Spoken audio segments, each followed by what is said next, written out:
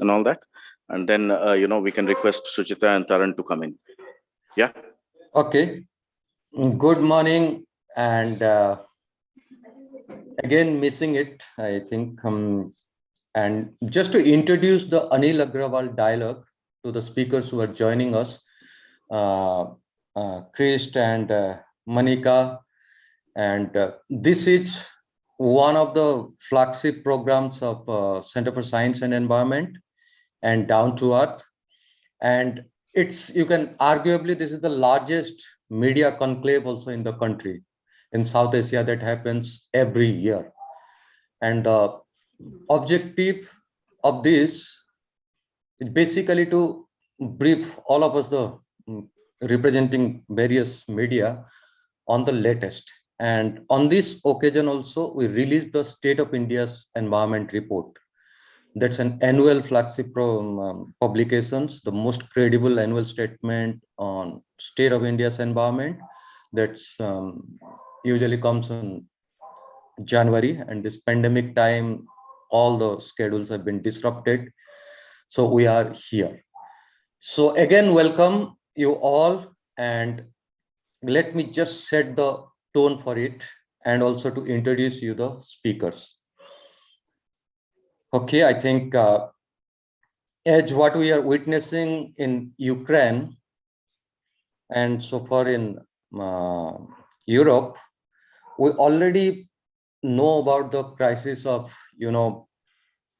displaced people, the migrations, the refugees, and we tend to believe, the conflicts and violence are two most historically dominant regions for displacement of people or for, streams of refugees. But since 2018, when, we started documenting globally the displacement due to disasters, we have witnessed a historical shift on the regions for displacement and migrations. And that shift is basically, conflict and violence are no more the prime regions for displacement. They keep on displacing, as you see in Ukraine now. But disasters are the most dominant regions. And since 2018, we have noticed that more and more people are being displaced due to disasters.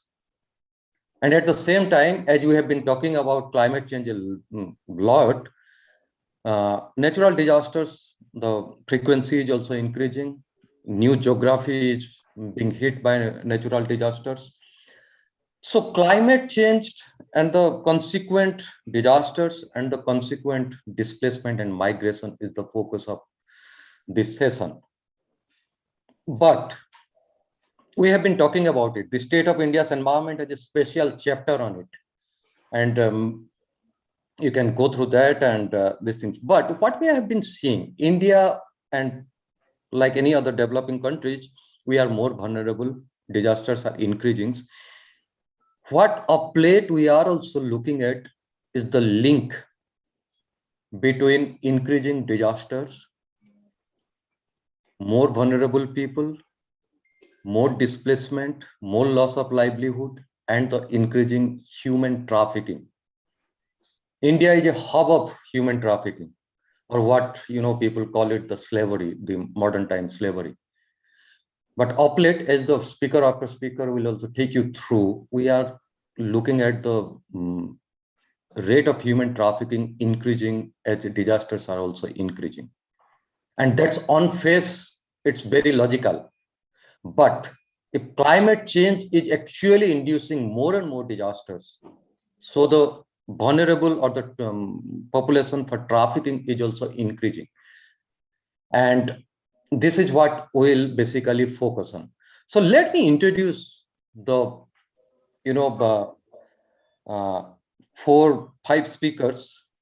First, my colleagues in Down to Earth, Taran and Suchita, they will give you an update. They have been traveling in the disaster prone areas, the climate change prone areas of India, and also tracking the human trafficking aspect of it. So both of them will give you an update, what we have found and what are the things happening. Then we have Christopher Richter, who is the Regional Migration, Environment and Climate Change Specialist, Regional Office for South Asia and Pacific, and of the International Organization for Migration. As you know, International Organization for Migration is the body that tracks migration, and they have been bringing out this, this biannual World Migration report, and that report is a seminal work that gives us insight into what's happening. And they just recently they released the World Migration Report 2022. And Christopher, welcome. Then we have Umi Daniel. Umi Daniel is a very known name. And in fact, before we could speak about migration and the various aspects, Umi is the person who used to speak always about the migration. He's the Director, Migration and Education, expectedly, at Action International. And he actually has been working on migration since decades and knows the nuances. And like in 2020 also, he will brief us on more, and particularly the legal aspects. He has been behind many of the, policy development in India on migration and for migrant populations. Then we have Manika Kamthan, and welcome, Umi. And we have Manika Kamthan, who is an assistant professor with Symbiosis Law School, Pune.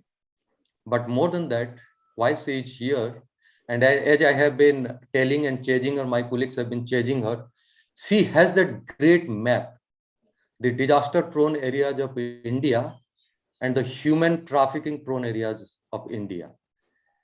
And she, along with another professors, had this seminal work on disasters and human trafficking. So as you see, I think this is actually an interesting session. And also particularly when we are actually looking at disasters, climate change, and this Ukraine and conflict actually erupting across the globe, this is another crisis, the crisis of migration and human trafficking triggered by disasters and disaster triggered by climate change. So thank you all again, and thank you speakers. And may I request now Taran and Suchita to start. Shapanna, over to you. Yeah, thank you. Thank you. Thank you so much, sir, for that introduction. Can you just...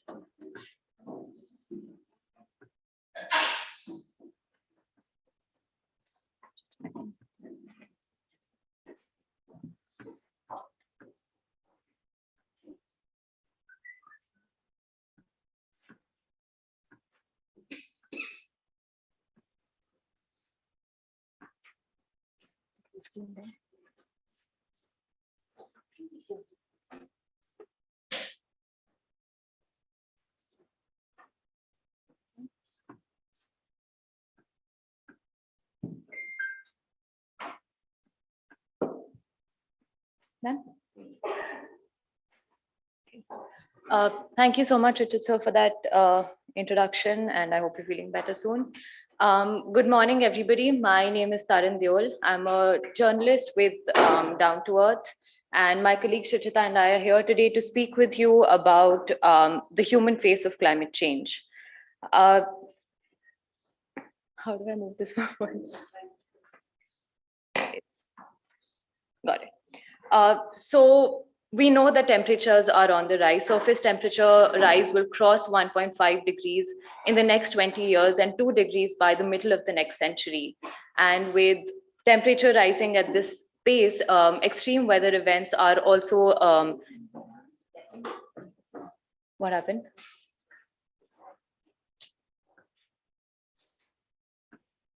Thanks.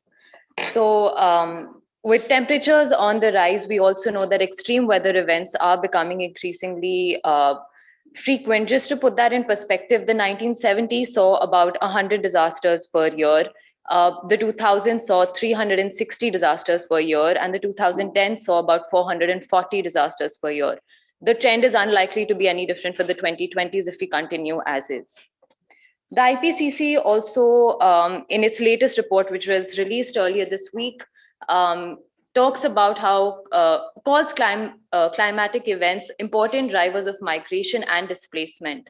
It also notes that with an increase in natural disasters in the coming few years, future risk of displacement in most exposed areas will also rise. Essentially, as climate change worsens, climate refugees will also increase. Now, this map indicates two things: one, displacement due to conflicts, and another, displacement due to disasters. And as you can see clearly, of course, it's for 2020, you can see clearly the displacement due to disasters is significantly more than that because of conflict. The IPCC also put some figures. It says that approximately 3.3 to 3.6 billion people live in contexts that are highly vulnerable to climate change. In 2019, India recorded over 4 million disaster displacements. And the IDMC also estimates that of the 40 plus million displacements that took place, 30.7 million displacements were triggered by disasters in 2020, and 99% of those were weather disasters. And the World Bank has also put a figure to this, that climate change can force some 216 million people in 6 world regions to move who are forced to move within their own country by 2050. This diagram also illustrates, so the yellow bit is displacement because of conflict and violence, and the blue part is displacement by disasters. And you can see in nearly every country, displacement by disasters overtaking displacement by conflict and violence. And in fact, India is quite far ahead in terms of how much displacement is caused by disasters. So just now, I mean, we've spoken about climate change and migration. So just to shift focus a little bit from there and into trafficking, IPCC also, again, in its report says that during and after extreme weather events, girls and LGBTQI people are at an increased risk of domestic violence, harassment, sexual violence, and trafficking.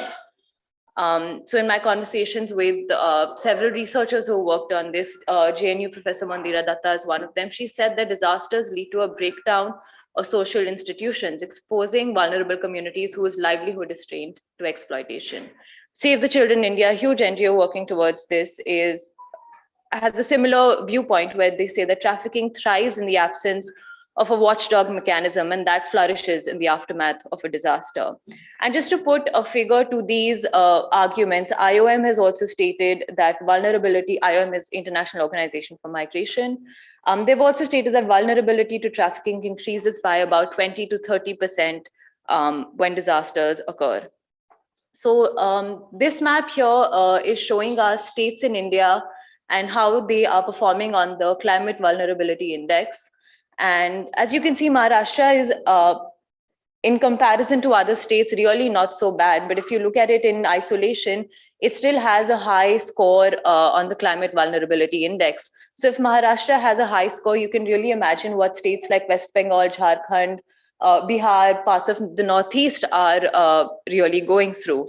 So my colleague and I, we narrowed down some regions that we would like to travel to. So in West Bengal, I traveled to the Sundarbans.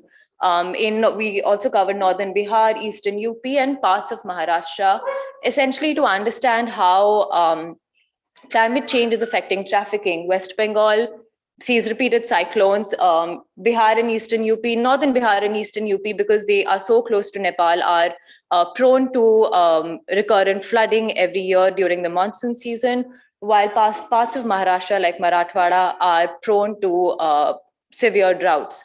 So, and all of these severely impact livelihoods and make people extremely vulnerable. And we just went on ground to understand what like the impact that is happening, like a rapid climate change is happening or giving on trafficking. So I'd just like to invite Suchita now, who will speak to us about what she's found on ground. Thank you, Tarun. Hi, everybody. So I traveled to Maharashtra and Bihar, but I will be focusing more on Marathwada because the cases there were of slow onset of climate change. So slow onset means that something that might have happened like 2 or 3 decades ago is affecting the newer generation now. So I basically went to 3 districts: Beed, Usmanabad, and Latur, where who are basically the major source points where the girls are trafficked from and sent to other parts of Maharashtra, as well as Rajasthan, Delhi, and Kolkata, where there is a language barrier so that they can be sold and resold again without their knowledge. The region is drought prone with a severe drought occurring every 3 years. And the locals there say that it has become a tourist spot for drought. Every year, reporters from all over the country go to Beed, ask them to show them around, some barren field, some cakey land, so that they can click photos and show how pathetic the situation is. So every year this is happening, but on ground, the reality is far more severe than the photos can actually show. So because of this severe and prolonged droughts, it is causing an increase in migration. And because of migration, the young girls, they remain unsupervised when their parents travel out, which causes a lot of trafficking.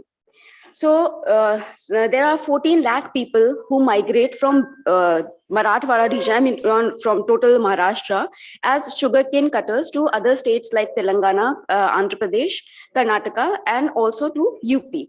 So when these parents want to leave, they think that it is better for them to get their young daughters married off, so that they don't have to take them with them, and where they might have to face harassment or such situations. So for thinking about their betterment, they take a step which proves to be wrong in the long term. So there's a large number of cases of proxy marriages or false marriages. So what happens is, traffickers, their network is quite widespread. So once they come to know which family is vulnerable, they start tracking them, they forge friendships with them, and then when they are like, okay, if they are about to leave a week later, they come with a marriage proposal for maybe their 12 or 13 or 15-year-old daughter, saying that the groom is also going to pay for the wedding. You don't need to invest anything. Your daughter will be well settled. You can go do whatever you want, and you will have one mouth less to feed. So once this happens, the parents get convinced that obviously they are facing severe poverty, so they want the best for their children, like any parent would want. So this happens, and once the marriage has happened, the traffickers, who are actually far, they are, if the girl is 12-year-old, the trafficker might be 20, 25, 30 years old, 35, even 40 in some cases.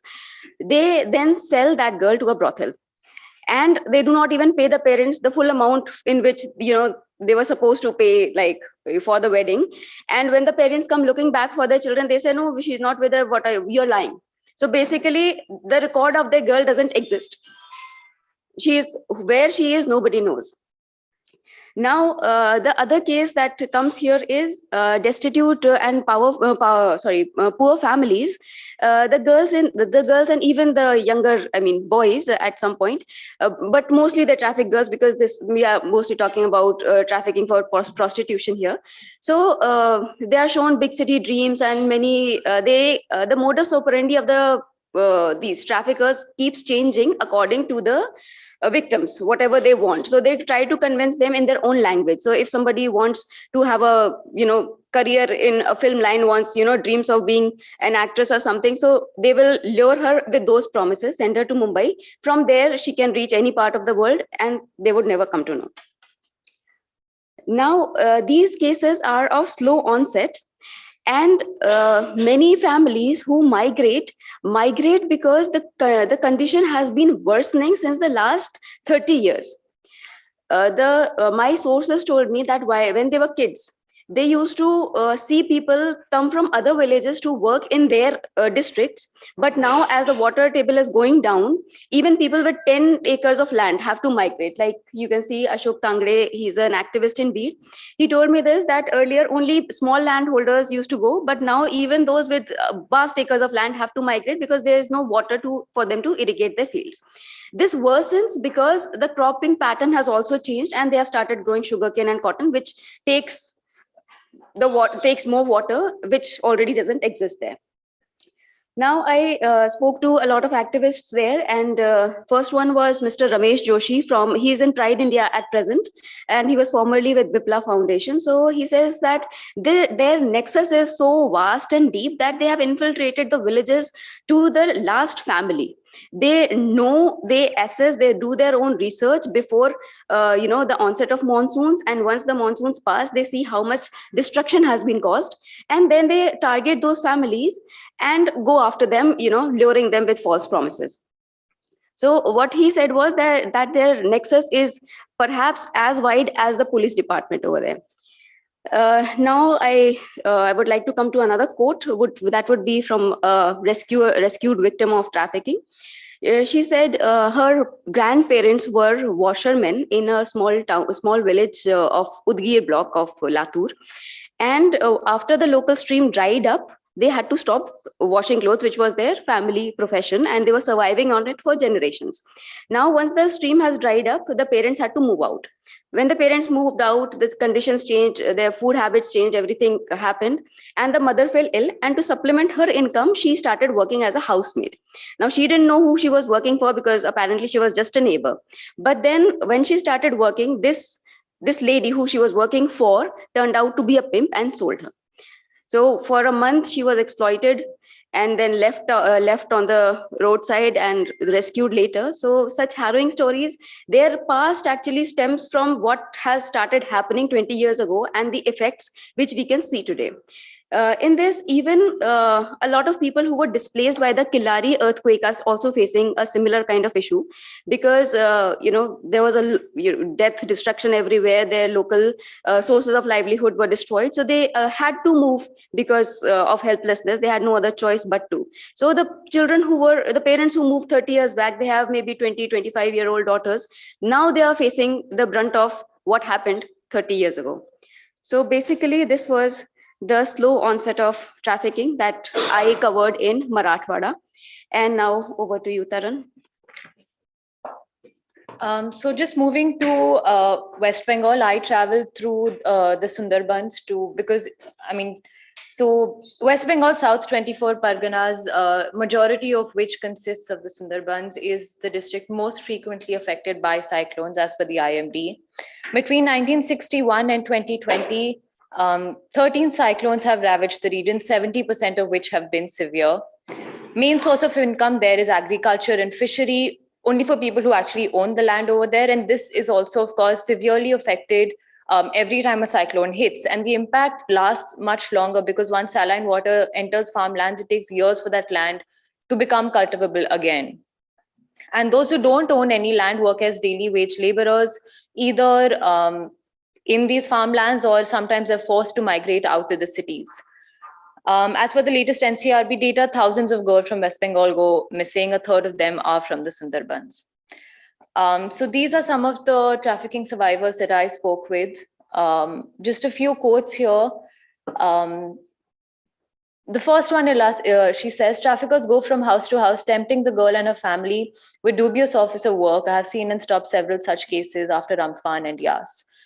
So essentially, traffickers, like she said, their network is has infiltrated the villages they live in. Every time a cyclone hits or every time there is a disaster, they do their recon work. They specifically target families that are extremely destitute, that are extremely desperate in search of work. And because they take advantage of that desperation, and also because risk assessment is low, these guys are so desperate for work, just to get some money into the house, just so they can put food on their plate. When somebody offers them a job, it's really difficult for them to say no. I'll just illustrate one example of these two. They're cousin sisters, 15 and 18 years old, not very old at all. Amphan hit in 2020, Yas happened in 2021. Both were extremely severe. And by the time they recovered from one cyclone, the second one happened. So really all the headway they had made in trying to put their house together, in trying to get food on their plate, it was all flattened once more when Yas happened. Her father is alcoholic, so one more person who could have been bringing money into the house, one person less there. So when this one woman who they claimed was from their village came to them and offered them work, domestic work in the national capital for about 10,000 rupees per month, free lodging, free food, there is really no way these girls would have been able to say no, and they couldn't, because they were so, I mean, every single family member was in search of work, and this for them was a way to bring in some money for the family. And this happened, so Yas happened in, I think, May, if I'm not wrong, and these girls were trafficked in September. So the gestation period was not very long. Within a couple of months, these girls were trafficked after the cyclone. But that is not always the case, because this still makes it easier to make the link between trafficking and climate change disasters. I'll just illustrate one more incident quickly. Ayla hit in 2009, and it was extremely severe. Some say that people are till date recovering from what happened. And this one girl was trafficked in 2012. That's a good 3-year gap. But what transpired in those 3 years, you can really trace back. It all started because of the cyclone. It all started because of the destruction. So even though it wasn't immediately after or a couple of months after the cyclone, her trafficking is a result of the cyclone that hit. Oftentimes it happens the night of the cyclone. I have met cases where girls have been picked up the night the cyclone hit because the parents are distracted. They're trying to, get the water out of their house. They're trying to put a roof over their head. So the gestation period really varies in how soon trafficking happens after climate change, but it's for certain that it does. So that's all from Shuchita and me. I'd now like to, oh, sorry, there's one more bit. I'm sorry. Just last, yeah. So in this map, we can see this is a map prepared by NHRC in 2002, where they mapped all the source and destination areas of trafficking. Now, if we overlay this with the climate change map, we can see that some sources, some destination points are actually those which are quite prone to climate change. It can be seen in West Bengal and Maharashtra very clearly, although this map is quite old. But even then, I think the frequency and the numbers might have increased. That is why we have not put the numbers, because we did not have the latest ones. But the trend in these states is still the same. So ending with this now, and thank you, everybody.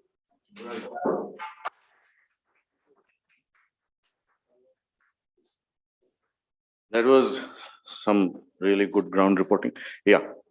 So I'm sure, most of you would also have similar stories to tell. What I was thinking of doing is we could ask Christopher to first make his presentation, and we'll see if he has the time to stay on. Christopher, are you there? Yes, hello. How do we see him on the screen? Yeah. Oh, right. Hello, Christopher. So you can see the whole room as well? I can, yes. Okay. So these are about 60 plus odd journalists from all over India who are here today. We have been in the Anil Agrawal dialogue for the past 3-4 days. And today is the final session that we are sitting here today. And you have 20 minutes, Christopher. Is that adequate for your, and would you be doing a presentation? I will, yes. I'll share my screen when I'm ready. Right. So 20 minutes. And if possible, if you can stay on, it'll be nice to, sort of have some questions and get your views on them. Right? Absolutely. Yeah, happy to do that. Thank you. There you go. Okay. Well, thank you very much and good morning, everybody. Let me just share my screen. Hold on a second. Hopefully you can all see that well. Oops. Hold on a second. Is that fine? You can all see that? Yes, we can. Yes. Perfect. Okay. Well, yes, thank you again and good morning, everyone. It's a pleasure to be here to speak to all of you today. And thank you very much to the organizers for putting this panel together. Now, I've been asked to present to all of you today on the issue of climate change and its links to human mobility. As Taryn was just outlining, this is an increasingly important issue, as there is now little doubt that parts of the Earth, of course, are becoming less habitable due to factors such as climate change and other environmental events and changes. And if you read the most recent assessment report from the Intergovernmental Panel on Climate Change, which was released just last week, I think it was, it's quite clear in saying that there is increased evidence that climate hazards associated with extreme events and variability act as both direct drivers of involuntary migration and displacement and as indirect drivers, mainly through impacts on climate-sensitive livelihoods. So it's an issue that has received a growing level of attention in recent years, but it's also an issue in which there is a need for much greater attention. Now, before getting into the substance of the migration and climate change nexus, I wanted to very quickly address some of the common media narratives we see on this topic, since we have an audience of media professionals. And I think this is important because, quite frankly, some of the public messaging on this topic is not necessarily helpful in terms of understanding the issue properly or in terms of identifying appropriate responses to it. So the first part I wanted to tackle is this question of terminology. And there's considerable debate about the terms used to label people moving in context of environmental stress, which can imply different rights and obligations and involve different actors. And if you search on the internet for terms related to migration, environment, and climate change, you can come across a whole range of different terms and phrases used by different actors, some of which you see on the screen here. But none of these terms have any legal value, and there's no internationally agreed terminology, in fact. And one of the terms most commonly used in the media and in the public discussions on the topic is this idea of climate refugees. Now, this is a term that is especially used by climate activists to highlight the urgent need for more ambitious climate action and to address migration in the context of climate and environmental change. So it's considered to have value as an awareness raising or advocacy tool. But this terminology raises several technical concerns and is not really used by IOM or other UN agencies. And some of the issues with it include that it could, there's concern that it could undermine the framework of legal protection provided under the UN Refugee Convention. It doesn't really recognize a number of key aspects that define human mobility in the context of climate change and environmental degradation. And also, if you ask some of the people likely to be most impacted by climate change, there's a sense that they don't want to be seen as refugees and would prefer to stay in their homes, first of all, but also to be treated as capable individuals who have their own agency. And this is especially important to people in the Pacific Islands, for example, where this sort of discussion has been quite prominent. So in the absence of a legal definition, or at least one that is internationally accepted, IOM has put forth its own working definition to help progress on the work of environmental migration and also as an advocacy tool to bring attention to the phenomenon. This definition is non-normative. It doesn't serve any sort of legal purpose, but rather it's an attempt to present and capture the complexity of the issue at hand. So you see here the definition on screen. It's a very broad definition, which covers all types of movement and different elements of migration in the context of climate change in the environment, whether we're talking about forced or voluntary migration, temporary or permanent, international or internal. And so it's useful it's useful to consider the different debates about terminology and to understand the pros and cons of different language uses when discussing the topic. The second narrative I'd like to address relates to the question of scale. And here again, if you search for reports on migration and climate change, you'll often come across reporting that tries to put a figure on the future potential scale of human mobility resulting from climate change impacts. And we see here, for example, some recent headlines that I came across while preparing for this discussion. Some repeat some of the figures that are out there, and others just allude to floods or waves of migration, which is common language in the migration context as well. But as we'll discuss later on, it's not necessarily very helpful. And while it's understandable as to why there is a desire to quantify the phenomenon, I mean, it is, after all, an important part of having evidence-based policies. The reality is that many of the figures out there are wildly divergent, and many are methodologically flawed as well. Now, there are some reasonably solid data available on the number of people newly displaced by disasters, which Taryn pointed to in her presentation. These are very helpful, even if there's still a lot in that context that we don't know or measure. But when it comes to the number of people that could potentially migrate as a result of slow onset climate processes, the situation is a bit more challenging. And the reality is that it's incredibly difficult to establish robust projections on the potential scale of the issue. And the new IPCC report is again useful here, as it highlights one of the reasons for that difficulty, namely that migration, including in the context of climate change, is multi-causal. And it is in fact often very difficult to pinpoint climate change as being the sole driver or even a specific driver of human mobility. And we'll talk about this a little bit more in just a minute. But just to conclude this part by saying that it is critically important that when discussing this issue in the media and public fora, that we approach numbers with some degree of caution. Now, the next question then is, well, what is the relationship between migration, the environment, and climate change, and how do these issues intersect? And these are questions that have increasingly become the subject of attention among researchers and policymakers, given the predicted impacts of climate change and the growing concerns about the state of our environment. And to understand the links between these issues, I think it's useful to look at some of the research on the drivers of migration, broadly speaking. So some of the earliest theories of migration emphasized economic causes and spawned what is known as the push-pull analytical framework, whereby factors such as low wages and scarce job opportunities would be considered factors pushing people to migrate, while at the same time, pull factors in the destination areas like higher wages, job opportunities, and so on would be considered important. More recent theoretical contributions have focused on a broader range of migration drivers, including environmental, economic, political, demographic, and social factors.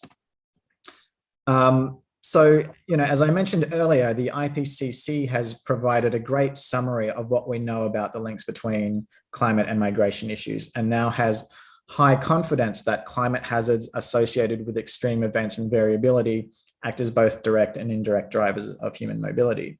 And the IPCC has also highlighted that the most common climatic drivers for migration and displacement are drought, tropical storms and hurricanes, heavy rains, and floods, and they have high confidence that that is the case. And of course, in many regions, the frequency of these hazards is projected to increase in coming decades, especially under high emission scenarios, raising future risk of displacement in the most exposed areas. And this is especially true across the Asia-Pacific region, which is already one of the most vulnerable to the impacts of climate change, and which has already experienced the most displacement resulting from disasters. However, it's also important to note that the impacts of climate change on migration are highly context specific, and they interact with other social, political, geopolitical, and economic drivers. And so there's general agreement now that the majority of migratory movements are multi-causal, as I mentioned earlier, meaning that an individual's decision to migrate or not is often shaped by a range of different factors that take place simultaneously. Now, different policy approaches can also influence mobility outcomes, for example, relating to climate change adaptation and disaster risk reduction, including in the context of housing, infrastructure, water provision, schools and healthcare, and support to the integration of migrants into receiving communities. And this is why it's incredibly difficult to project future mobility levels resulting from climate change, because environmental factors will rarely act in isolation as a driver of migration, but will instead interact with a range of other factors to influence whether or not people stay or go. And so here we have an example of a theoretical framework that tries to explain the different factors that can influence migration, essentially visualizing what I've just been discussing. And we see up in the top left that environmental factors are one amongst a number of factors that can drive migration, but also that environmental change can interact with and influence the other factors as well. So, for example, environmental degradation can have an impact on employment opportunities, especially in industries like agriculture that are susceptible to climate change. Population growth can lead to environmental degradation and greater demand for and use of natural resources. And people experiencing the impacts of climate change might be further marginalized because of political issues and discrimination and so on. And so in short, we see that migration can be driven by a range of different factors, of which the environmental dimensions are one component. Now, once you sort of understand the ways in which environmental factors can contribute in a multi-dimensional way as a driver of migration, it's also useful to consider how different environmental phenomena can influence different migration outcomes as well. So one of the first things to consider in that respect is whether the migration that is produced is forced or voluntary. In other words, do people have a choice as to whether or not to move? And it's a common tendency to assume that movements related to environmental factors, especially disasters, are always forced. But the reality can be a little bit more complicated sometimes, and it's sometimes difficult to clearly distinguish between forced and voluntary migration. In the case of sudden onset disasters, for example, the initial movements are usually going to be closer to the forced end of the spectrum. But subsequent secondary movements can complicate the picture. So, for example, in the case of Hurricane Katrina in the US, many evacuees from New Orleans moved multiple times during the months after the storm. So, they would initially move to escape the danger of the storm, but after several weeks or months, they might move on again for other reasons. And so that's where, the distinction between forced and voluntary can be a little bit more complicated. In the case of slow onset processes like sea level rise, it might be more likely that migration could be a matter of choice, potentially, entered into many years before there's sort of a tipping point resulting in completely forced migration. But even in that context, many communities don't want to have to move, putting them more at the involuntary end of the spectrum. So, one other point to note here is that migration is not always an option that is even available to people. Often the most vulnerable, either because they are, the most exposed or the most destitute, don't have the means to migrate, even if they wanted to, essentially becoming what we call trapped populations. And this immobility can have implications that are in fact more severe than moving in some cases. Another factor to consider is whether or not the migration is temporary or permanent. For example, in places that experience hazards on a sort of more predictable seasonal basis, such as an annual cyclone season, for example, migration can sometimes take place as well in a seasonal manner, whereby people move for a short time to live and work elsewhere during the more difficult months before returning home when conditions improve. So movements related to hazard-induced disasters are also often temporary.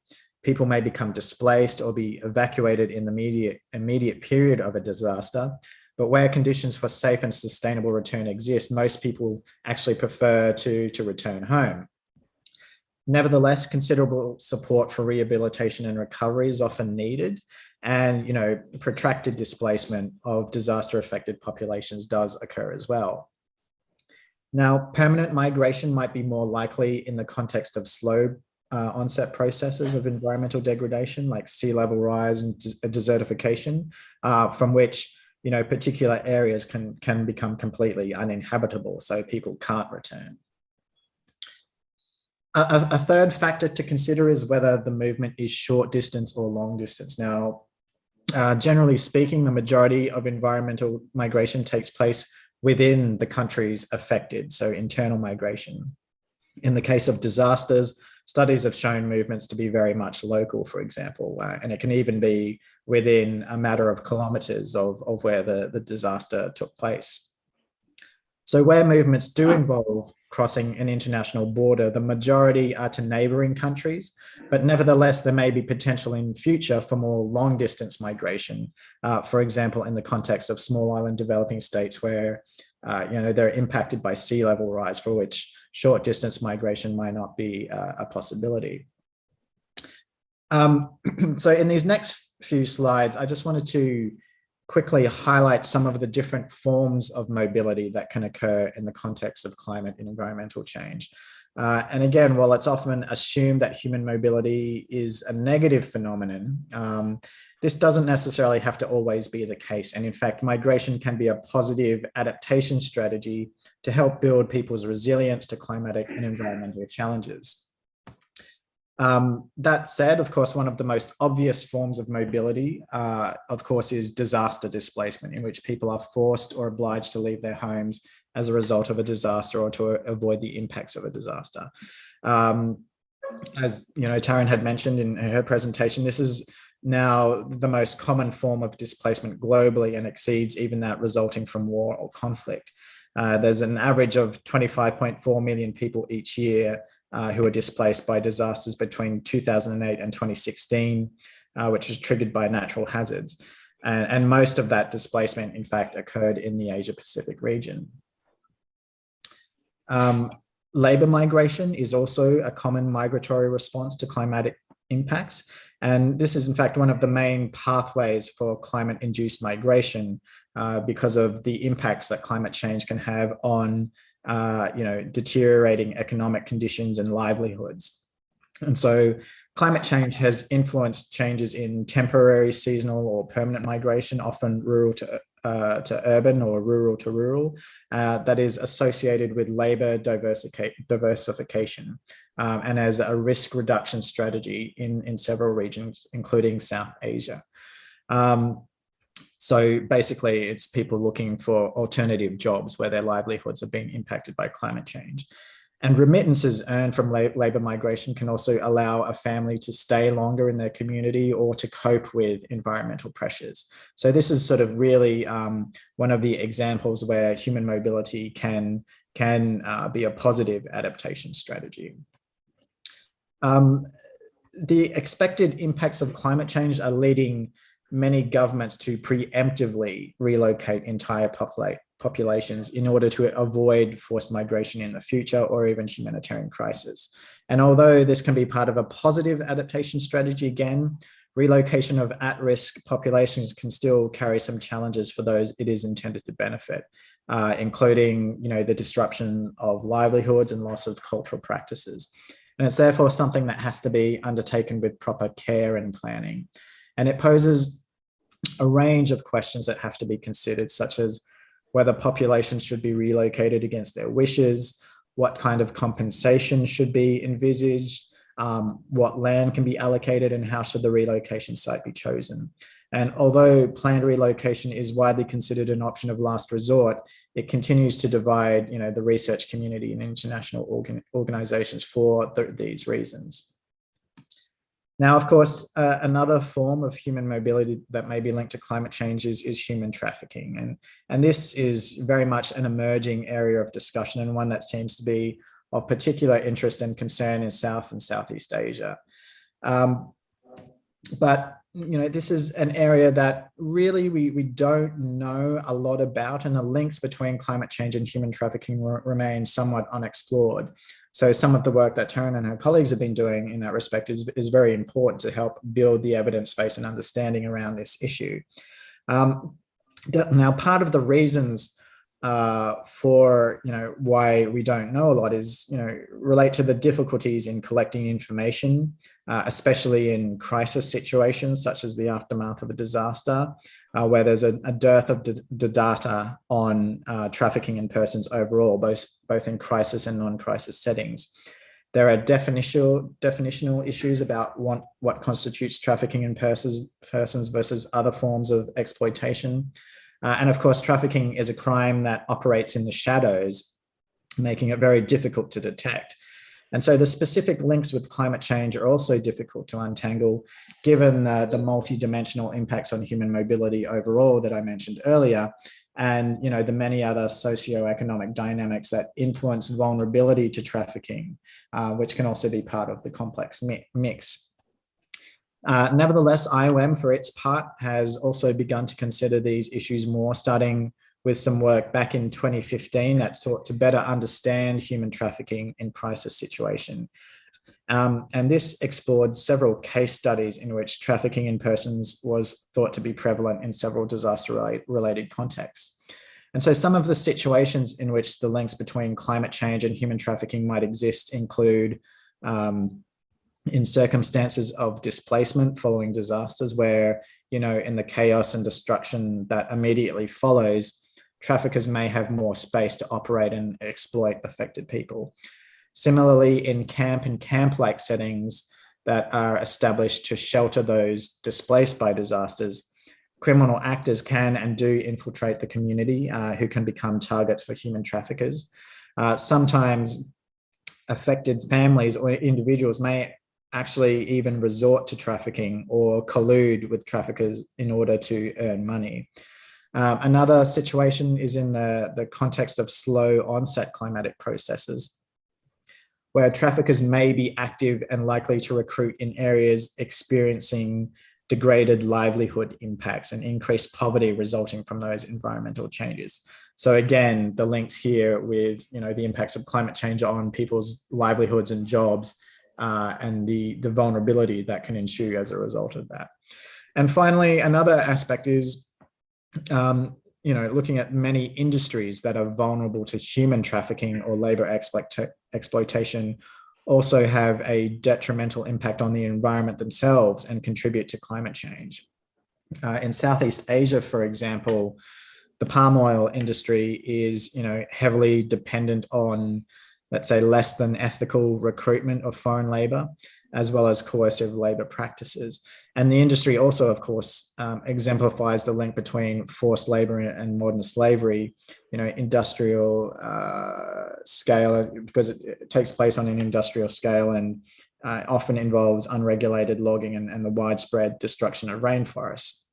So here we're seeing people who are in an exploitative situation often being forced into work that is itself destructive of the environment and climate. So that's sort of another dimension to the situation.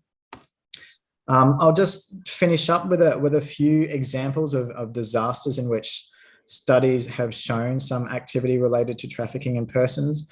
They're not all related to climate change. I mean, we've got the tsunami and earthquake there, but nevertheless, they're all illustrative, I think, of a nexus with environmental issues and disaster situations. As mentioned at the outset, however, while it's possible to identify broad patterns between trafficking in persons and the environment and climate, it can be difficult to quantify the strength of specific relationships and interactions between them.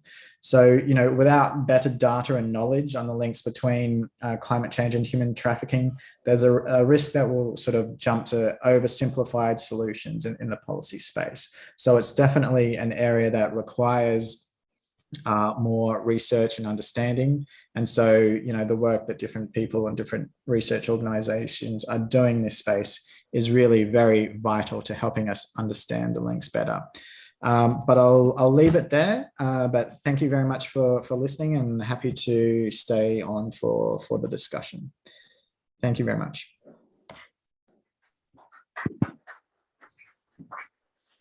Thank you so much, Christopher.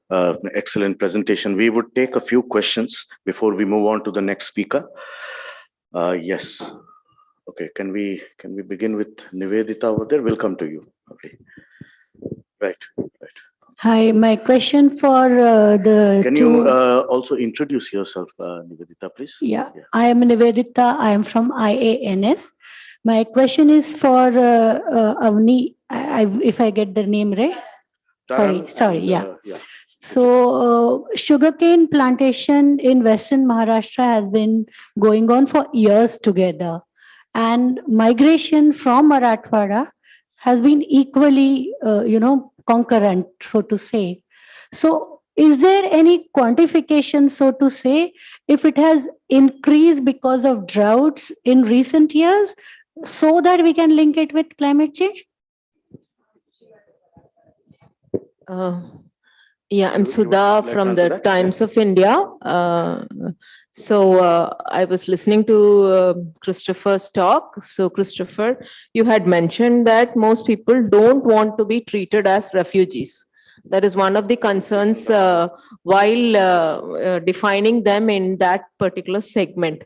So, doesn't this actually link to the fact that we have to work on climate literacy a little more so that people understand that when you become a refugee because of the climatic changes, you don't get categorized in the same category where you are a refugee of war or some other social issue. A linked question is that there is this, when you go and talk to people and talk about you being a refugee because of a climate kind of an event or an environmental event, they say that don't link us, because once you say climate refugee, the general attitude of governments is that, oh, this is a global event, we can't do anything about it. So they are looking at very simple, practical, down to earth, immediate solutions rather than being categorized into an event which is of a global thing. So again, this links to this climate literacy factor. Right. Can we take one more question from this side? We'll come to you. We'll come to you. And then we take three, and then we go back again. Yeah. Hi, Avli. my name is Avli and I'm a researcher. I mainly study inland water navigation. My question for Mr. Richter is that since you talked about media narratives, and I feel that photographs and visual media is very, very important in terms of contextualizing the granularity of issues. I saw the second slide that you had in your presentation, and I would like to hear your thoughts on that slide, if you can explain more. Right. Let Suchita answer the first question, Christopher, and then we will come to you with the next two. Yeah. Right. Yeah, Suchita. so yeah, of course, sugarcane cutting has been, the migrators have been going out for quite a while now. But until recently, until last year, there was no quantification at all. So there's this local NGO working for their betterment who, put out an estimated figure saying that even the smallest factory has 20 laborers and there are around 350 factories. So if we multiply it, so it leads to around 13.8 lakhs of migrants all over the state. So this was the baseline, which was mostly like guesswork. It was not the actual number, but taking in mind the number in the smallest sugarcane factory, they quantified this data.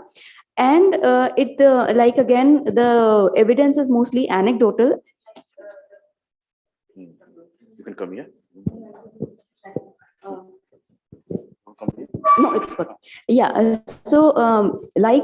He himself, the activist himself said that earlier, only the people who did not have only they used to migrate. But since the water table is going down constantly, and this is like a recurrent crisis every 3 years, there's a severe drought. So even the people with bigger land holdings are moving out now. So this definitely is a trend that can be traced in the recent years. But the 14 lakh figure is pretty recent. It's only last year that they put this figure out, which was then taken by the Maharashtra government as the baseline. But the actual number might be, much higher than this. And before this, there was no such data for it. Right. Christopher, I hope you have written down those two questions that were raised to you. Yes, I mean, I'll just. You do?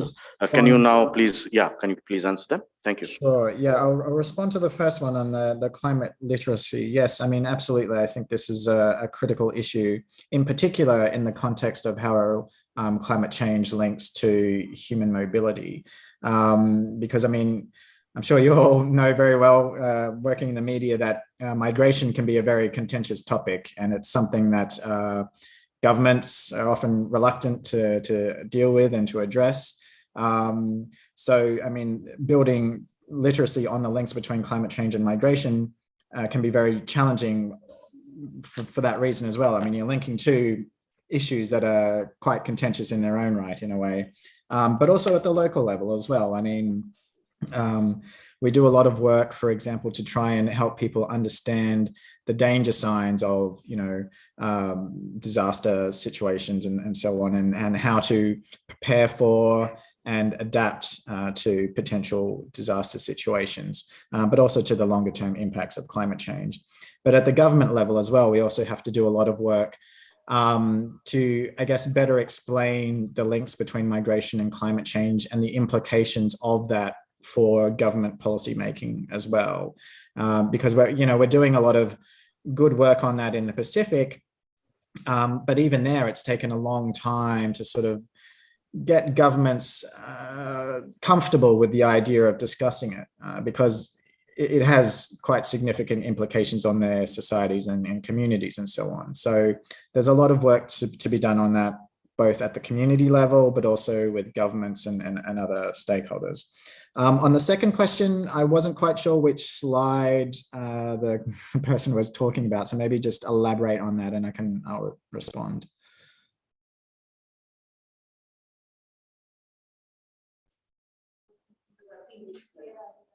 Which slide? The second slide. Your second slide.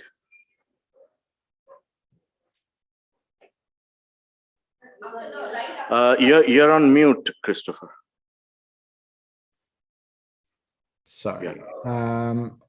Was it on the terminology or? Right after the cover slide. Right after the cover slide. Yeah, can you go? I think this. No, No, right after the cover slide this is, yeah. This. So what was the question now? I just wanted to know, like, there must be a reason why you thought of putting this photograph here. I just thought that there's a reason why you placed this photograph here, and you had some thoughts that you wanted to communicate through this picture. I just wanted to know, like, what were your thoughts on selecting this very picture? This issue of migration. Because I think images are actually telling the more powerful story than the narrative. What was the reason that you chose such a powerful picture as your first slide? Why I chose this particular picture? I mean, there's no particular reason at all, really. I mean, it's just we have in a lot of IOM activities, we have the sort of photos taken of our activities, and this is actually from the Pacific. Where the whole discussion on climate refugees was particularly important, and sort of going back to the previous discussion that, people don't want to be seen as refugees and so on. And that's been a really important part of the discussion in that part of the world. But it's also something where, in terms of thinking about responses, communities have been really concerned about maintaining their own sort of sovereignty in a way, in terms of being able to make their own decisions and to be involved in the process right from the outset, in terms of, what happens to them if they have to relocate entire communities and so on. So it was really about that, but no other purpose. Right. Thank you. Can you stop sharing? Yes. Thank you. Can we have Chintan, then Asha, I think Joyantoda and Sima also. So let's begin with Chintan. Can you hear me? Yeah, we can. One question for Taran and another question for Chris. Chris, can you hear me? Yes. Okay, great. So the question for Taran, I think one of your slides refers to the impact of climate change on LGBTQ populations. Would you mind talking a little about that? Because I just heard a sentence there. I'm very interested in the topics. I would love to know more. And the question for Chris is, could you talk about some of the challenges with respect to resettlement and rehabilitation of climate refugees in the context of things like passport privilege and the visa regime? If somebody from the first world is displaced, are they likely to have the same challenges as someone from the global south? Could you talk about whether research and writing have been done on this issue? Right. Aisha had a question. Yeah. Right. Thank you. This is Aisha Datta from ET Prime. This question is for Chris Richter. I actually did a series on climate-linked migration, and as you mentioned, that there are layers to the issue. It's not just climate; it's social, economic, and even political in certain cases. However, globally, the data around the impact of climate on migrant population, or just the numbers, are not very defined. Is there a scientific methodology which can be applied to arrive at some kind of information, some kind of a scale? Because right now, otherwise, the conversation becomes a little rhetoric in that sense. Is that being developed? Okay. Anybody else over there? Yeah, Jayanto and Seema also, I think she did it. Thank you. Jayanto Basu from Telegraph. Quick query and then another question. Query is that during the recent couple of COPs, I had the chance to interact closely with some of the IOM officials, the experts present in the COP. And I was told that there was some process going on to ensure the legality or the legal right of, you call it migrants or refugees or whatever, some legality. So any update on that is IOM still working on to ensure some kind of a legal status, but that's the biggest question on ground, that how can they have some kind of a legal status. Now, that's number one. And number two is also the experts, many experts actually, feel that migration is a mode of adaptation. Now, at the aftermath of what has been happening around the world, I can talk from the Indians' perspective, but I know that in other parts of South Asia, it is also happening. At destination points, for the extreme events in destination points, and then subsequently with this COVID, lot of U-turn on migration being happening, reverse migration being happening. Now, in context to that, do you feel that still adaptation should be considered, migration should be considered as an adaptation? Thank you. Anybody else, or can I ask? Yeah, okay, Seema. Yeah, my question to DT correspondents, anybody can answer that. You talked about the girls, who were taken away by the traffickers. And you also talked about that immediately, after the incident happened, when the parents were busy, with their stuff and all, so they took away the girls. So please let us know, were there resistance from the families also? Because if it was happening so frequently and, the traffickers had spread their tentacles, so were there resistance from the parents? Were the police complaints were made? And are there instances where some of the girls, they managed to came back and they also raised this issue and something that way? Any explanation on that? Thank you. Right. Can you answer? Yeah, come here. Yeah. So for the LGBTQ question, it was mentioned in my slide. It was quoted, in the IPCC report that came out earlier this week. And that's the only bit that talks about trafficking. From what I got on ground, I did not see, that those were not the people, there was no representation of that. But also, just speaking on an India perspective, whatever research has been done on this, they don't address this group at all, which is, of course, it's extremely unfortunate, and that representation should also be there. But the LGBTQI question is just, it was just quoted in the IPCC report. Ma'am, your question.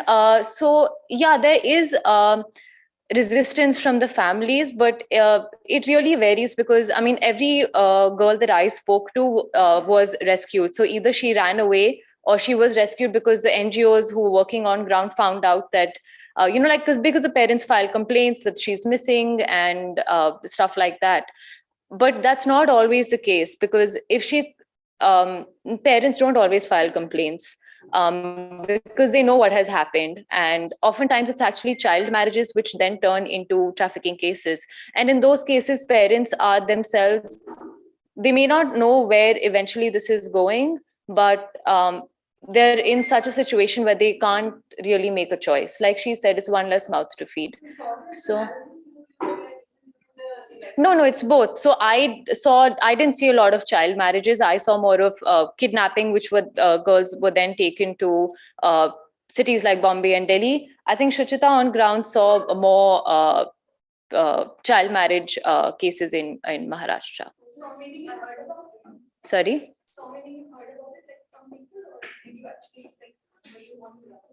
I was on ground, yeah. So I spoke to all these survivors, all these young girls. All of them were below 18 or at least below 18 at the time of trafficking. So some cases were a little older from about 2012.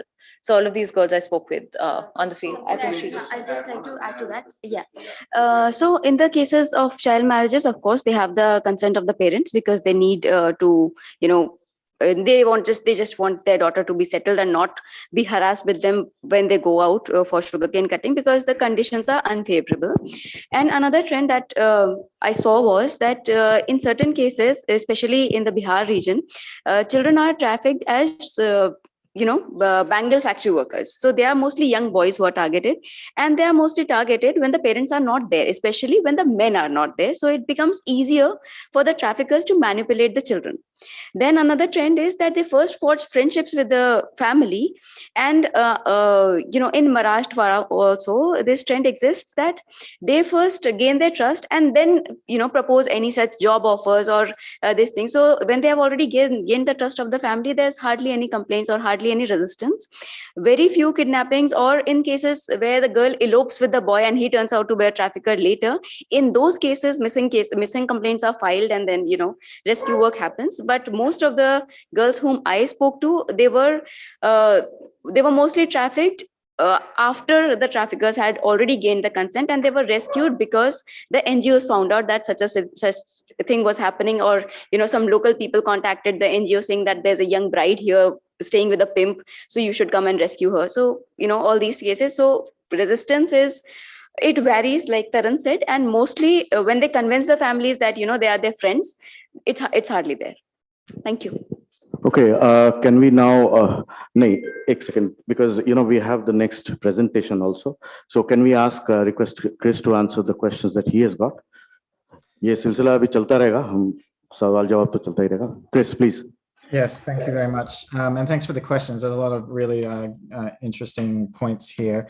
On the challenges with respect to resettlement, I mean, absolutely. I think there are a lot of critical challenges, both in the context of people who are displaced by sudden onset disasters, but also in the context of things like planned relocation as well, where it's potentially more of a voluntary community-driven exercise. But issues can relate to housing, access to school and education. Land tenure is, of course, also an issue in cases where people have lost their properties or they have to move to a new location. There's also a lot of issues with respect to culture and cultural ties that different communities have to their land and so on. And these are all part of the complex array of issues that can affect resettlement and efforts to find solutions for people. As to whether people in developing or developed countries will be impacted more or to the same extent, I mean, I think it's clear that a lot of the countries that are most vulnerable and a lot of the populations that are most vulnerable to climate change are in developing countries. But that's not to say that different communities in developed nations won't also be affected. And you have to point here to different indigenous communities. I mentioned the US and Hurricane Katrina before. A lot of the most impacted by Hurricane Katrina are, of course, low income communities there.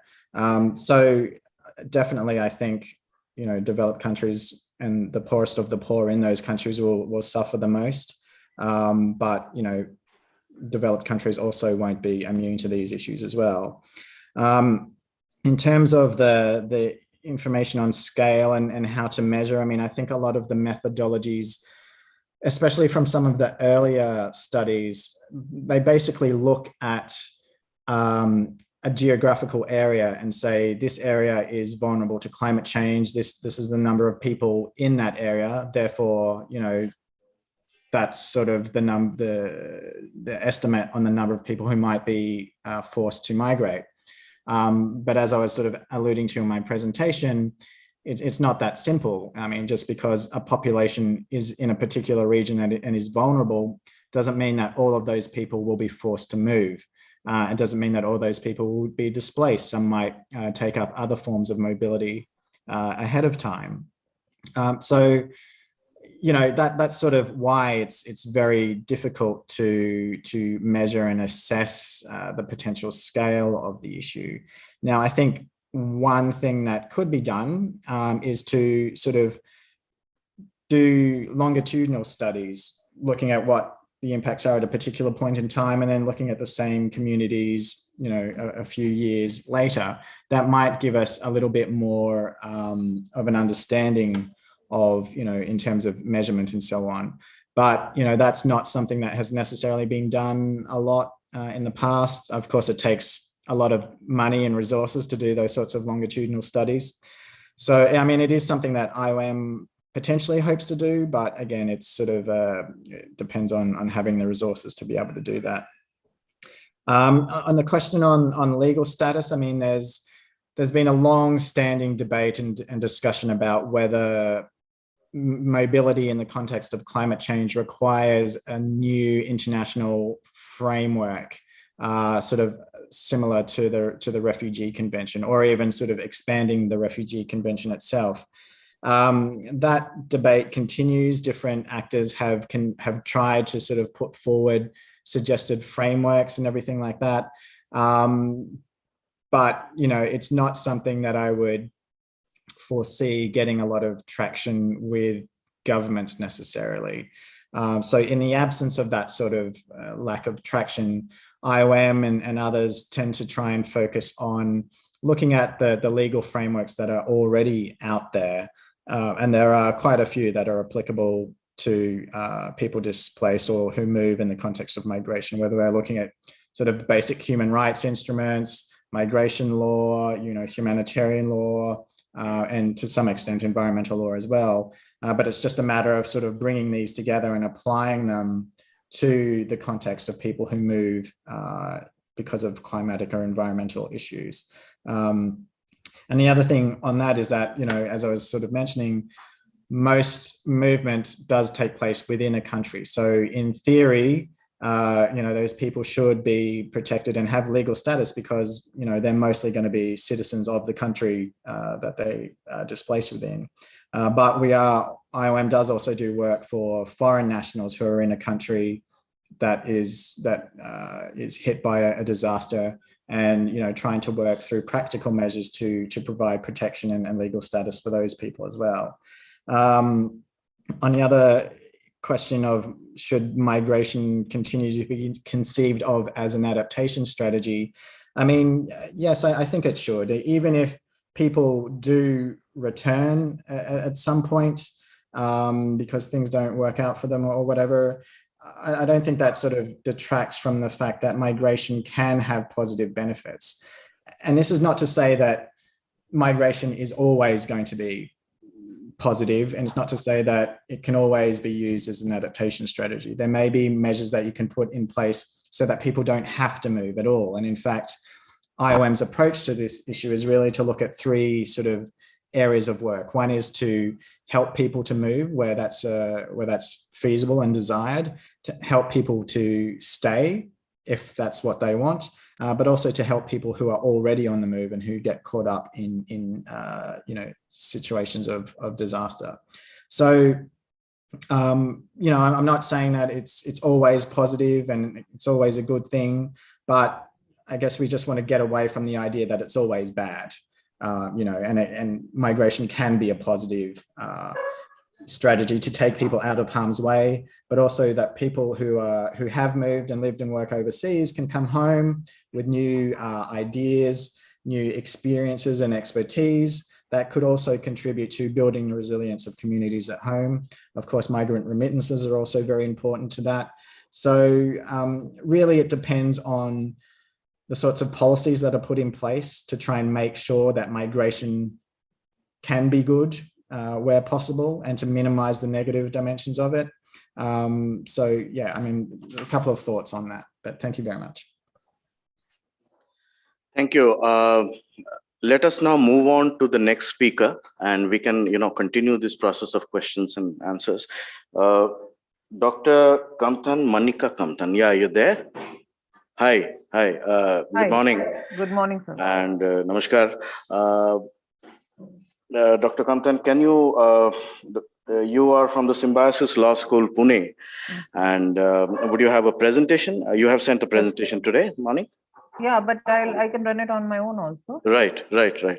So can we have you now? Yeah, Dr. Kamtan. Yeah, she's going to share the screen. Yeah. So I hope my screen is visible to everybody. Yes, can you make it full screen, please, ma'am? Okay. Is it better now? No. Yeah, chalega? Huh? Take it. It's okay. Continue, please. Okay. So first of all, I would like to thank the organizers and the CSE for inviting me to this very important discussion and deliberation. Today, basically, I'll be speaking about, as the earlier speakers have already talked a lot about migration and the forced and the voluntary migration aspects of it. So few of the slides will loosely touch upon those aspects. But since I'm a lawyer by training and also a professor in law, so I will be talking more in the aspects of disaster law and about certain of my research projects, starting with my PhD journey, and then how the experiments and the experiences during my PhD journey has led me into exploring the aspects of natural disasters and the impact of that on gender and on vulnerabilities.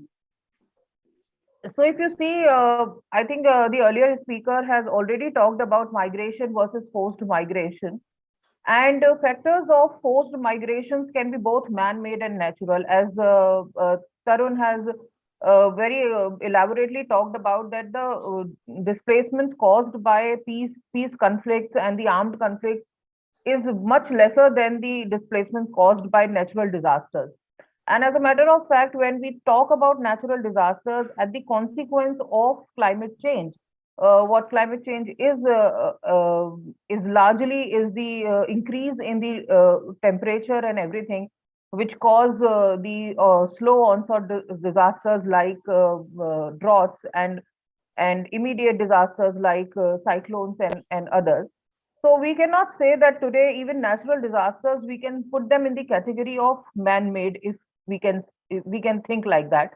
That if natural disasters are being induced by climate change, then largely natural disasters can also be attributed to be done by the man-made factors. And the consequences of forced migration. So now largely the earlier speakers have talked about that in what categories migrants can be put into and everything. But when I talk from the perspective of law, and I talk from the perspective of authorities and from the perspective of accountability, because that's what law is at the end of the day. So for example, if there's a crime, if there is any crime, then the whole... Excuse me, Dr. Compton, are you changing the slides or is it the first slide you are working with? No, I have changed the slide. No, it's not visible over here, ma'am. Okay. Yeah, sorry. Slideshow mode पे अगर आप डाल दें उसे. No, I am on the slideshow mode only, but I don't know. Or would you like us to share? Yeah, okay. You have started sharing again.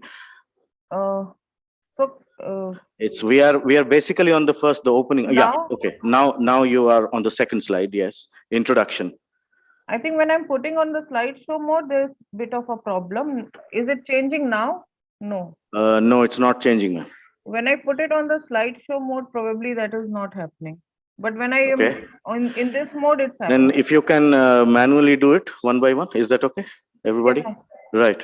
So you are right now in front of us. You are right now in the introduction. It's your third slide. Yes. Yeah. If you are moving on to the fourth one, so you'll have to. Yeah. Right. Forced migration. Yes. Please continue, ma'am. Yes. Thank you.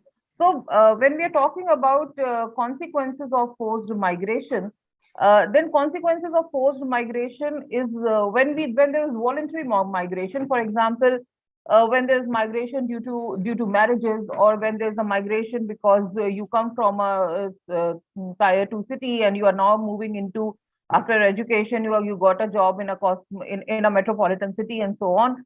These are the examples of voluntary migration in search of greener pastures, if we say.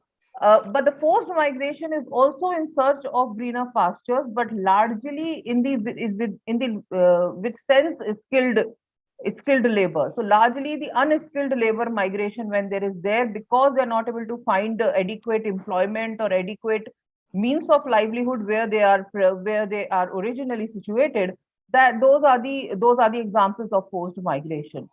And consequences of forced migration is basically giving up of your security net, because where you are originally situated, where your family is living, you probably have some land and all those kinds of things, but when you move out without any security net and without any skills in your arms, which leads to a lot of exploitative labor, which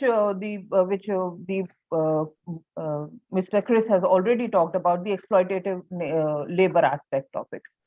But when we are, as the topic or the theme of today's session suggests, that what is the human face of it? And when I talk about the human face of it, I'll be briefly touching upon the human face of the migrants, but I'll also be speaking about, and largely speaking about, the human face of people who are left behind. And when we are talking about people who are left behind, I'm largely talking about the women who are left behind in charge of the land, who are left behind in charge of the old at the home, and who are left behind in charge of the children, if there are any. And that, for me, that as a researcher, for me, that's the most human face of migration. Because when we are talking about migration, we talked about the rights of migrants. We talk about that how their well-being can be looked into if there's an inter-country migration, or if there is an interstate migration. And we all saw during COVID-19 the ugly face of the interstate migration, and the very problematic aspect of the federalism, that none of the states were ready to take up the challenge, to take the responsibility of the migrants, and though they were forced to walk on feet, as a matter of fact. And none of us can forget the unfortunate train accident in Maharashtra. So that is the most vulnerable, and that is the most problematic human face of migration as far as my research is concerned.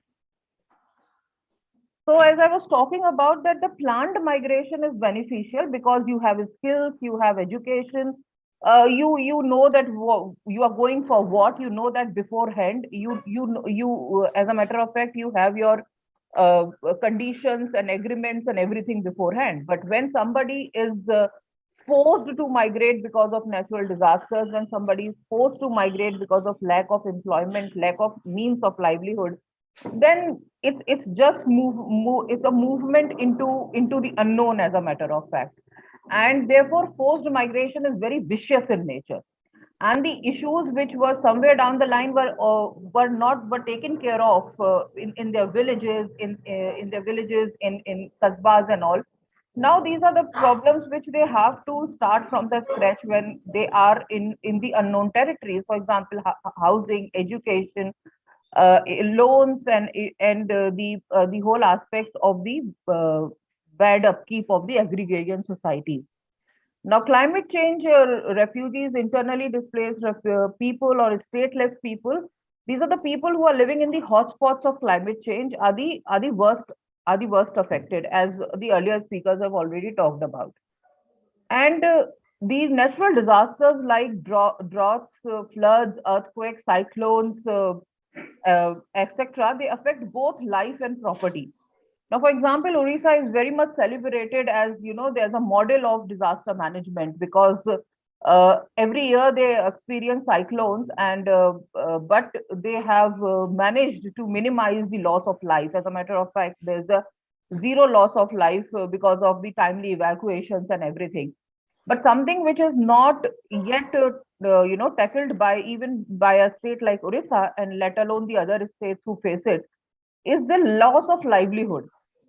So loss of livelihood is also is something which needs to be protected during disaster management. And I'll talk about how the law framework as far as disaster management is concerned is largely lacking on that aspect, let alone livelihood, it lacks even in the protection of people also, let alone protection of poverty.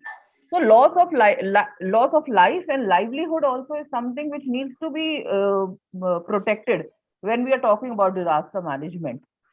So in such situations, when there is a slow onset disasters like drought or sudden eradication through floods, earthquakes, cyclones, etc., there is a massive loss of livelihood which happens.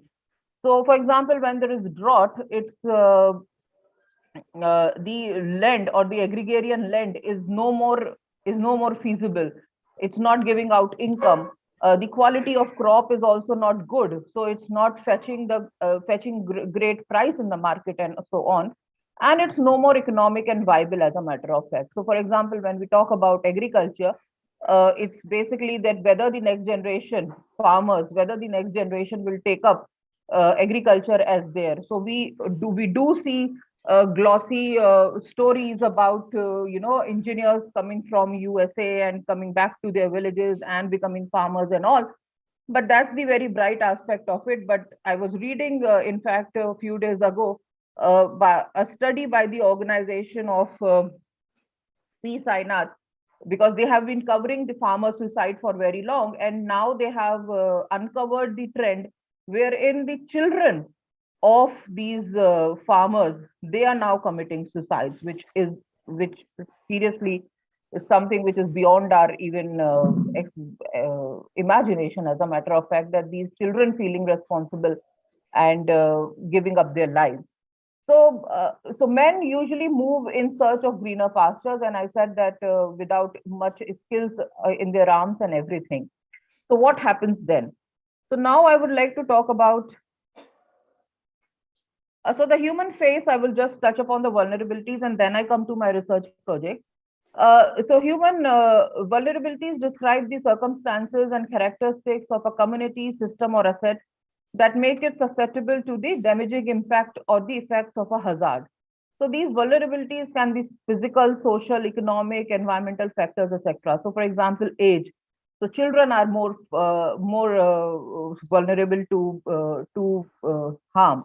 Gender, for example, geographical location, economic status, and so on. So if you are living in your pakka house, probably you won't be affected by cyclone in a manner which a person living in a kacha house or living by the shore when it's come to floods or something like that.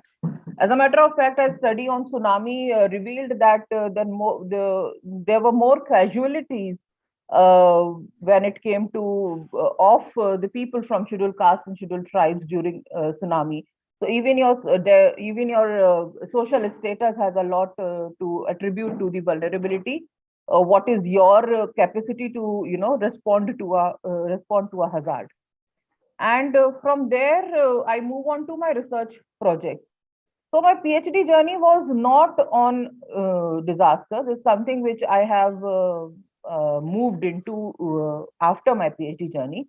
My PhD was on women in agriculture, a comparative study of selected villages in UP and Punjab. And in UP, I went to Bundelkhand because it is one of the most economically backward areas, and agriculturally also it's not doing good.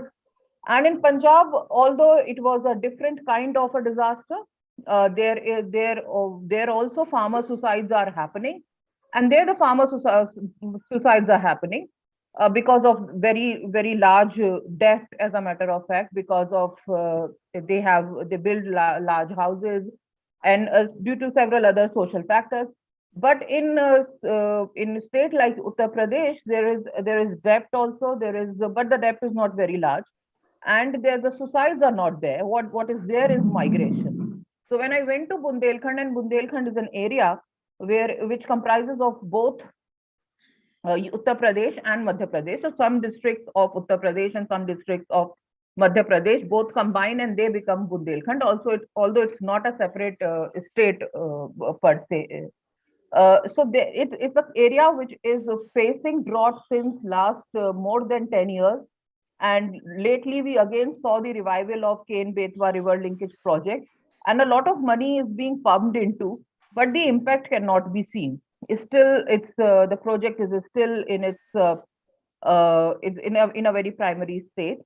And what I saw there was something that, for example, when you go to Uttarakhand, the many villages are without men, and that's a similar kind of phenomena can be seen in Bundelkhand also. I went to district of Mahoba, which is one of the most economically backward districts of Uttar Pradesh. And it can be seen that the villages are full of women, they are full of ailing old people and full of children, but men are less to be seen. And if they are to be seen also, they are not working in fields and also. So that was there I documented the status of women in agriculture, because when we talk about farmer, we never find ourselves contemplating a women farmer. We always find ourselves contemplating a male figure. So that was something I worked on during my PhD, but it exposed me to the impact of disasters. And therefore, as soon as I submitted my PhD, there was this call for research projects by Indian Council for Social Science Research, that is ICSSR Impress project. And I took my first independent project on gender and drought in Bundelkhand, wherein I documented the impact of drought on women. And so they are left behind, and they are taking care of the land. They are taking care of the land, but the most interesting aspect is that they don't own the land. Still, they don't own the land, although government is encouraging joint pattas and everything, but they are not still owning the land. Even if they are owning the land, they don't know what it means to own the land. So they still don't take any important decisions. So the Indian Council for Agriculture Research, for example, works a lot with women. I also went to the Women in Agriculture Institute of ICAR in Bhubaneswar. So they are working towards mechanization of agriculture, making some equipments which are friendly for women. But those are not reaching, the top to bottom effect is not there. They are not reaching these women at all. They are not mechanically trained also. And with no training, they are not very well trained, they are not very educated, so they are not very confident in dealing with the market when the crop is ready. And they usually depend on external male help to sell their produce, and they really are never aware of the real profit margin. So there's a lot of layering of exploitation which happens. And the men of the house or the husbands, etc., they usually comes once or twice. For example, when I was studying in JNU, a lot of our dhaba bhaiyas and all, they used to go only once or twice back to their villages.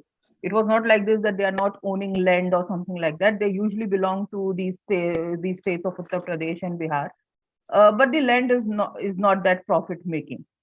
The second project which I took was natural disasters and human trafficking, which Tarun has very elaborately talked about. So I will not get much into detail. Also, the time is not very much on our side. But the whole problem of human trafficking and sex slavery. So because natural disasters and human trafficking is something which has already been talked about in detail. This is something which I have been uncovering since the COVID-19, which has happened, which is, although it's not a natural disaster, but it's a epidemic, and we have a pandemic, as a matter of fact, not epidemic. WHO, when it becomes more scale, it becomes pandemic, and it stops to be an epidemic, sorry. So COVID-19 and migrants, that is also something which has has exposed the ugly face of migration problem.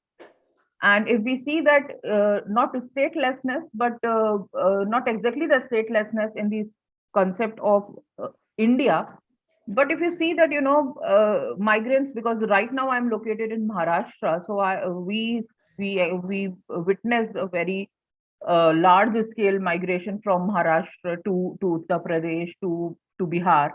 And we saw that how these states are not taking responsibility.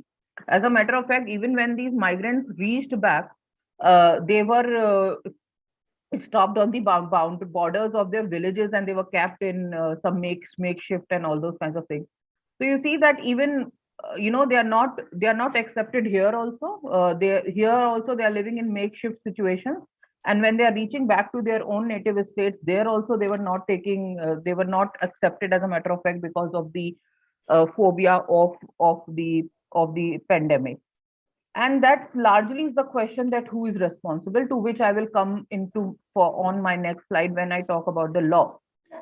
So when I talk about law and also the problematic phase of federalism, because what is federalism is the division of power between the state and the center. And we saw that how center very irresponsibly, if I may say so, just announced the pandemic, and how these states were also very much unprepared, for to face a health emergency like this. And we cannot blame them also, because it was something which the world has never witnessed, never experienced. But yes, our legal structure is also something which responded, which didn't responded, as a matter of fact, if I may say so. If I take the liberty to say so, that it never responded to the problem in the manner it should. So when we come to natural disasters, and when we come to law aspect of it, we talk about the Hoffeldian analysis. So Hoffeld was a jurist who talked about the concept of rights, the rights framework, in which we put our whole public interest litigation also into perspective. That, for example, right to life, or I think all of us know that, even if we are not lawyers, right to life today includes plethora of other rights. For example, right to education, right to wholesome environment, right to whatnot. So Dr. Kamtam, yes. 5 more minutes, please. Okay. Right. Okay. Yeah. Thank you.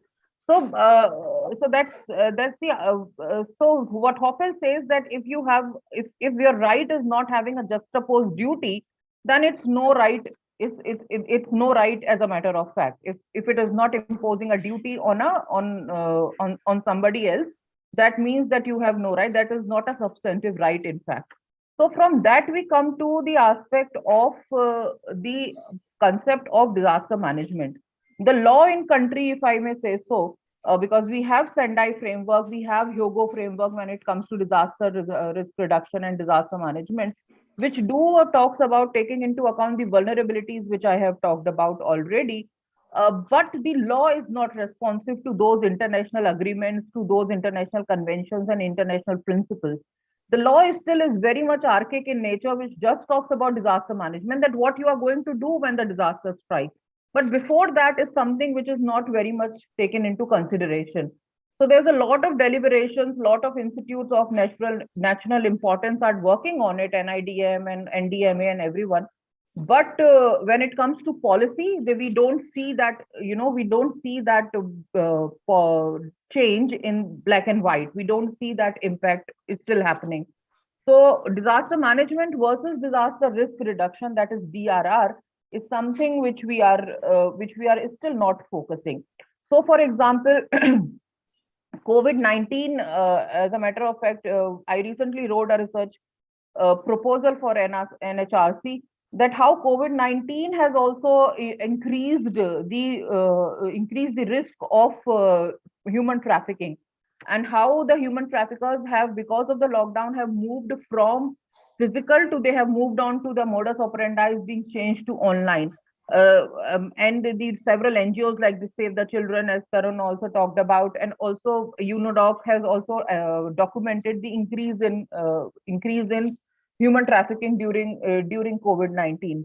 So all these things, all these facts basically point out to the fact that this is something which can easily be contemplated. And why cannot the law put into black and white that there has to be there need to be activities, there needs to be training of authorities, for example, police, for example, trafficking. When it comes to trafficking, and there's the Immoral Trafficking Prevention Act, it is still not talking in terms of prevention. It is still talking in terms that what will be done when there is trafficking. but what can be done to prevent trafficking?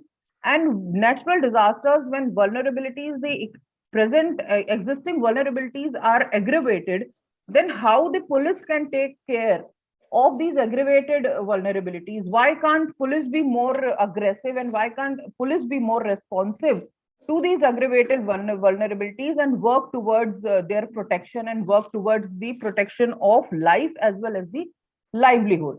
And as I said, that law is something which needs to set the accountability. As one of the participants talked about, that what is the legal status of refugees and migrants, that who is responsible for them at the end of the day?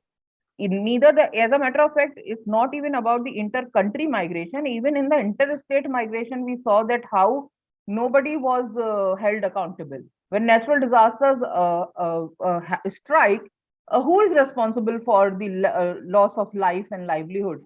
So, for example, the recent, as Mahapatra sir was talking about, that who will be responsible for the loss of lives in Ukraine and Russia, and who was responsible for the Indian student we lost there?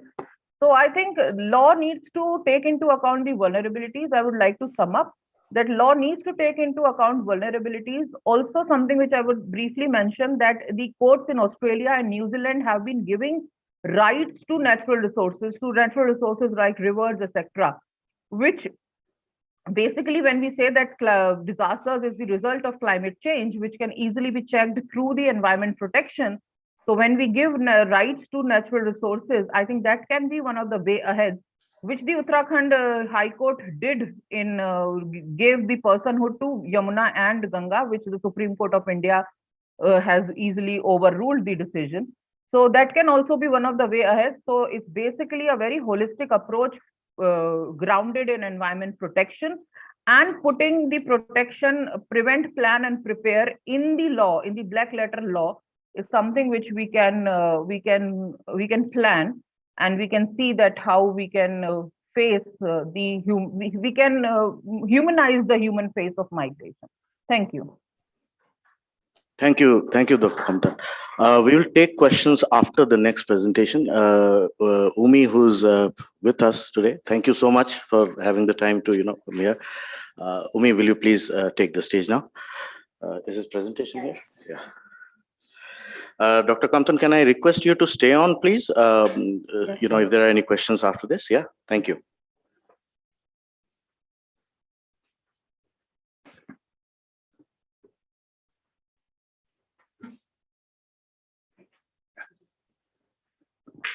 Thank you. The previous speaker have already focused on many issues. And this is a picture of two villages in the coastal Orissa.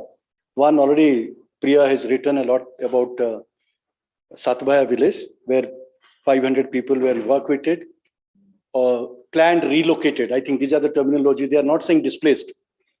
Government has planned, we relocated these people. Other is Ramya Patna in again Ganjam district, which is on the verge of, again, they need a place where all of them need to be evacuated. So basically, like climate-induced migration, displacement, we have discussed, but the last one I would say, on 7th of February 2022, the Minister of Minister Environment, Forest and Climate Change, he completely ruled out whether there is any migration or displacement has taken place pertaining to natural disaster. And this is on the 7th of this month. And he said there is no any evidence, there is no any data which could suggest that people are migrating or people were displaced due to extreme climate events. But he's acknowledging that, yeah, there are temporary evacuation is happening wherever there is a disaster. And these are all happening under NDMA, National Disaster Management Authority. And we have seen, I think we discussed many issues. Refugees, we will take it because India is not signatory to the Refugee Convention. So even if the neighboring countries want to come to take shelter, we will not allow them. If Bangladesh will be inundated tomorrow, if people want to come here, so we will not allow, or Myanmar or anyone. So refugee is one issue that, then forced migration, displacement, and we know the triggers already. There are political issues. There are environmental, socio-economic. We have estimated 100 million migrants for seasonal migrants in India, but 450 million migrants who are actually enumerated under 2011 census, and we are into another census now in 2021. And yeah, that's another story, that how they collect data and how they put it to identify who are migrating. And you know, this is a very thing that we always see in the census migration. Out of this 450 million, 70% are women. And the reason has been given that marriage is one of the reasons that they migrate. So because this is the picture that always we see in, and it has not changed since last several years, the census. The methodology is the same. They're not looking into that. I don't know whether they would also look into the current pandemic and see migration in a different angle, or they can collect. But already the process has already begun. I don't think they would collect some additional information under this. Hotspot, we know, I think various hotspots are there, that they're environmental fragile area, the conflict-ridden area, conflict-ridden area, Salwa Judum from is an issue from Chhattisgarh. There are, I think, thousands of people are in Khammam district in Andhra Pradesh. They're unable to come back. I think this is the largest we see that the people have migrated. And the reason also been given that it can be a coping, it could be a survival, migration can be survival, better opportunity and all. And also people are saying it's a good, migration is good because you do not have to be evacuated, all of them. But where they are going, whether those areas are secured, a laborer from Chhattisgarh ends up in Kerala in disasters. So so that kind of situation also we see. Whether you have equipped all our cities to accommodate all the migrants or not, I think that I will deal with other. And many of the destinations are unmarked. The dalals who are taking the laborers from Orissa or Jharkhand to the bricklins or other places is completely unmarked. And I think we have cities, urban areas. Pandemic, 10.4 million. I think that's the first time government has declared that, okay, so many people have gone back to their villages. UP had got around 3.5 million. Bihar has got 2.5 million. And Orissa has got 1 million migrants who have gone. What happened during this time? I think the Supreme Court queried, do you have any database about the migrant? The government said, no, we don't have any database. We don't even keep the data. It's nowhere these days. So it was very difficult. Then the government asked, why don't you collect this data? So good that when the people gone back to their villages, there are the temporary quarantine centers have collected some data. And based on that data, you have this 10.4 million. This is the first time in India that we have a figure, official figure saying that so many people have migrated back. And the terminology wise, when we are discussed, have they reversed migrated or they're displaced? I think that we need to understand whether they were displaced from the cities where they were taken shelter, they lost everything, the wages and everything, and they've displaced and went back, or it is simply a reverse migration. So many times that we have seen that it's written reverse migration, but no, I think that is an area that we need to understand the terminology, how we use it. There were nothing, I think all the laws, everything's were there, only government has taken the second shelter under NDMA Act. NDMA was only NDMA Act, National Disaster Management Act. They've used that. They amended that, brought in biological kind of disaster into that. Some amendment was made in 2020. And the SDRF money, I think, State Disaster Response Fund, this money was used and provided shelter, transport, and all these things from that money. That time 16,000 crores the government has allocated, and some more 8,000 crores has been given. You see, MGNREG has come to the rescue of this returned migrant. I think around 1.89 crore new job cards were issued. Around 489 crore percentage generated is the highest. Generally, we have 5 crores kind of families they work in prior to this. We have got, suddenly it has jumped to 7.5 crores, 73,000 crores budget. Although it's another thing that the back wages are yet to be paid to many people in many states, because that is actually the government is, because during that time, pandemic time, back wages were not paid. They're saying Now this year the budget is 1 lakh crores budget. We don't know because they will spend that much or not. I think that's another thing. I think Food Security Act, National Food Security Act was the lifeline for people. Till June, we have this 5 kilo rice, free rice has been extended up to, and you see that before pandemic, it was 62 million tons per, I think pre-pandemic, and it has gone up to 93 metric ton after the pandemic. And that's a location, that's a offtake that you can see. And what the government has done after what policies they've looked into after the pandemic. One nation, one ration, it was announced much before, not after the pandemic. I think they've announced it. And now they are saying around 60 lakh people are getting benefit out of this cross-border. Wherever place is a portability of PDS that people actually have. A free ration, I've already said, eSram portal. I think we have got 26 crore people have registered under this. I think, can you believe this? This was started in August 2021 until now. It's got huge response. I think people have responded. And yesterday I was also, like 2 days back, I was visiting this website. You can see that it has got the dashboard. Earlier it was said only 3% people have said themselves as the migrant within that. But now that part is also being removed. So I can't see that where is that data now?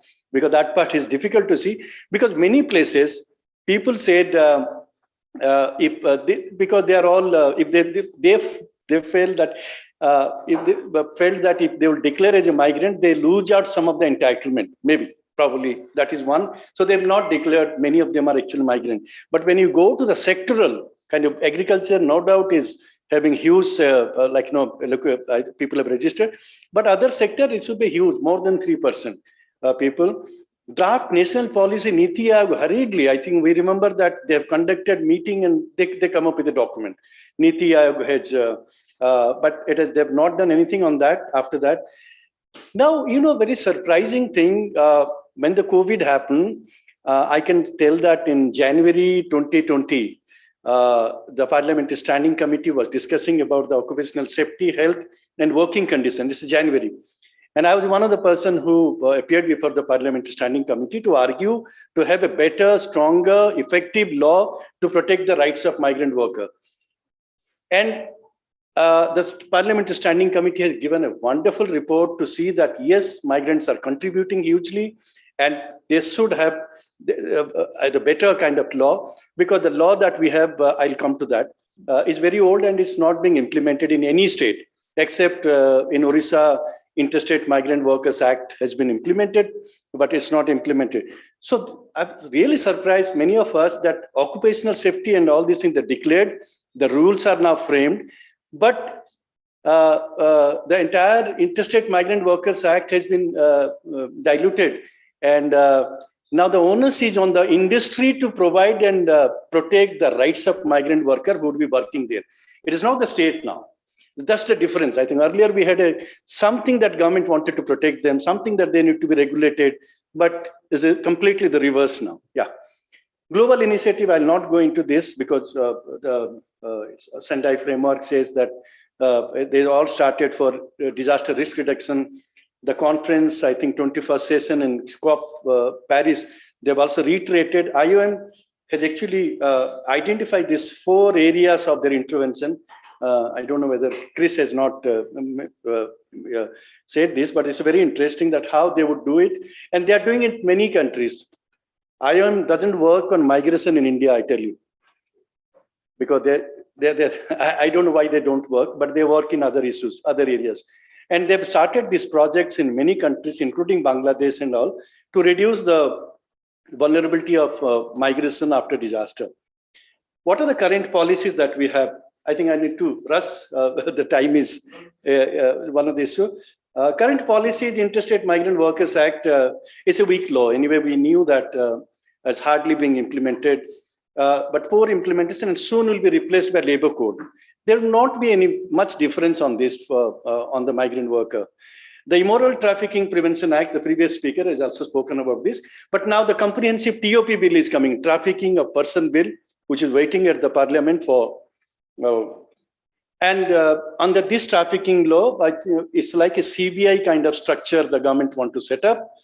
You will have a separate kind of investigating agency like an NIA to investigate on trafficking related issue, and they could go to any state and identify.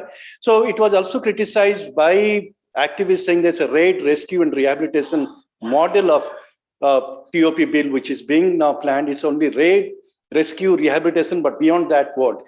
Sex Workers Collective has actually opposed this also, because when you say that raid, rescue, it's not going to happen. The structural issues are also important to look at. The right to fair compensation and transparency in land acquisition. I think this is the much talked about land acquisition, I think, or R&R policy in 2013.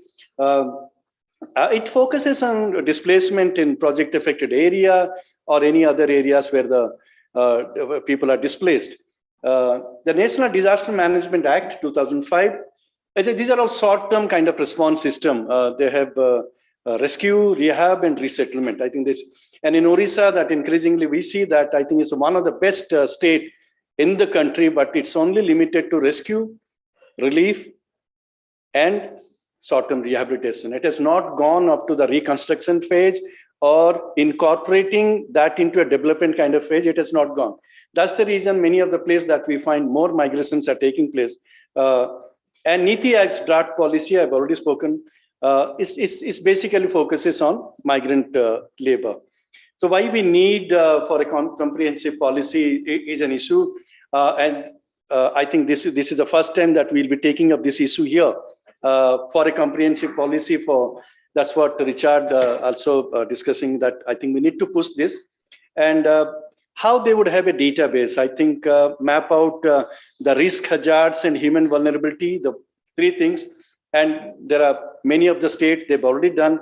And I was looking at the district disaster management plans. I think most of the districts have the district disaster management plan, where they've already identified the hazard area or the risk areas. But the only thing that they've not incorporated, the impact part of this, is whether the impacts are happening or the people are migrating, whether there are any instances of trafficking is happening or displacement is happening. I think that need to be incorporated. Then focus on risk involved development that we said. The DRR part of disaster risk reduction is one issue that need to be. And then you have to invest hugely on human resources. So how to, whether it's a mitigation, adaptation, or disaster management, I think communities are critical in the entire thing. I know Orissa, I think we have a micro level planning being prepared for disaster management, for evacuation. Household level plans are also prepared. Which household is vulnerable if tomorrow there will be a cyclone? How they would actually reach out to them. There's a huge OSDM, Odisha State Disaster Management Authority, is doing that. We have done with children's about the risk area in schools, risk area in other places. So these are all very interesting things which are happening. How community would be part of this. And also we are bringing in the trafficking and anti-trafficking units. Every district has.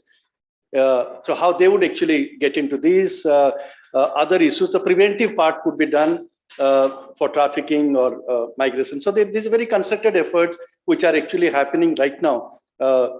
And then the distress, how can you prevent them, and unsafe migration?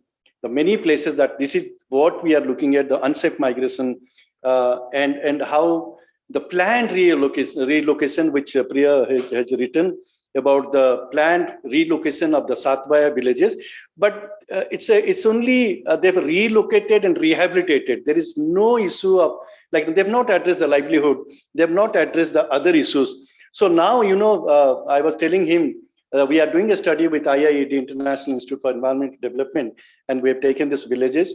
There is a bus from that place, Satvaya, to Kerala, 1,500 kilometers. Twice in a week, the bus comes, takes people, and you know, this is so far. So there is a bus services now, and that is what the outcome that we have seen after relocation, what happened. So then migration began. It's not that immediate, but huge migration. I can tell you the number is quite, all the young people are migrating from that area. And how we see the receiving areas in India, whichever receiving areas, Mumbai, we don't know. I think people are saying it can, the carrying capacity may be problematic if more migrant would come, and there are issues where Kerala is receiving the much 60 lakhs. Government of Kerala is saying 60 lakh migrant, and they are the one who are now doing some kind of initiative to see that how migrant could be inclusively. I think they would actually be put. So they are not calling the migrant; they are saying guest workers. So they are all guest workers who are actually coming into Kerala should be treated in dignity, and the housing and other things they've all started. I think Kerala would be one such, because you imagine, I think, and the other issue that we discussed with also in some of the meeting, a Jharkhand tribal going there and getting into flooding, because Jharkhand has never seen floods.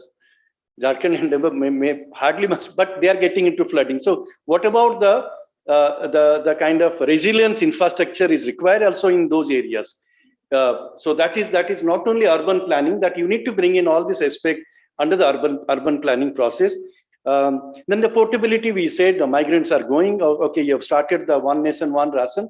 But the problem is that very difficult, very complex process of enrolling and accessing food grain for interstate migrant workers.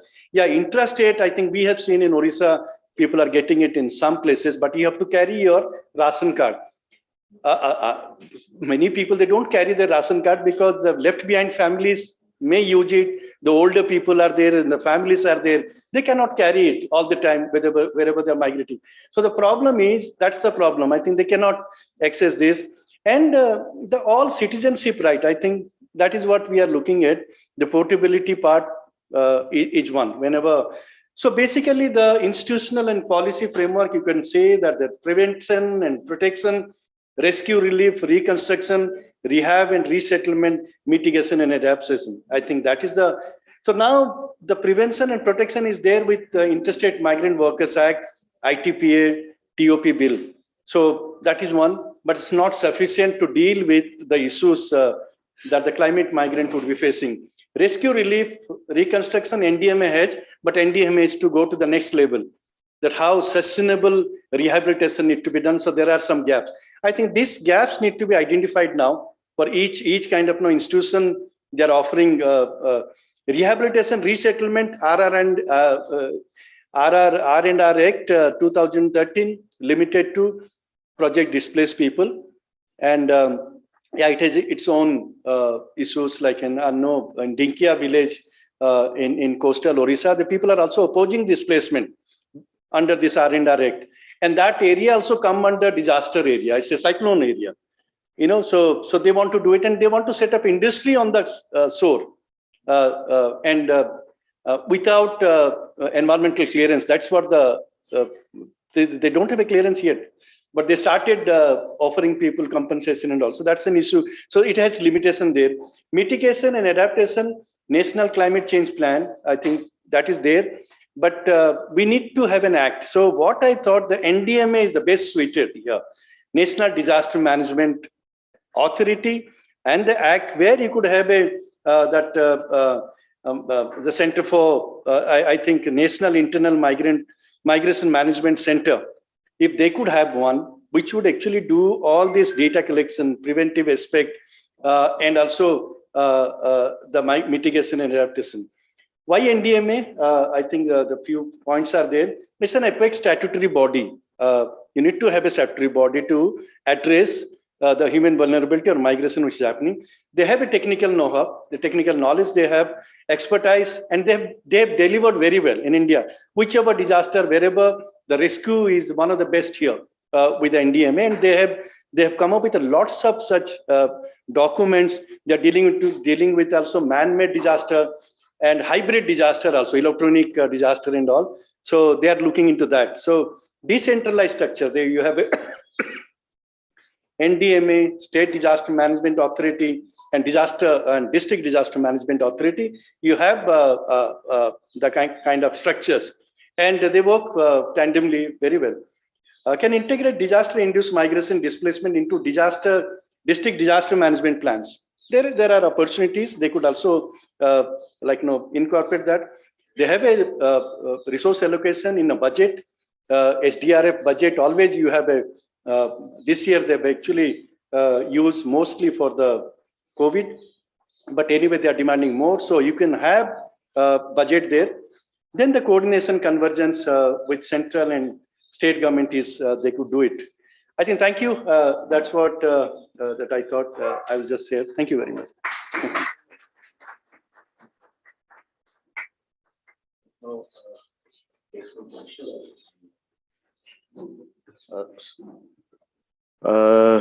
मैं जो पिछली बार संजय जी आप कुछ उस समय कहने वाले थे तो कुछ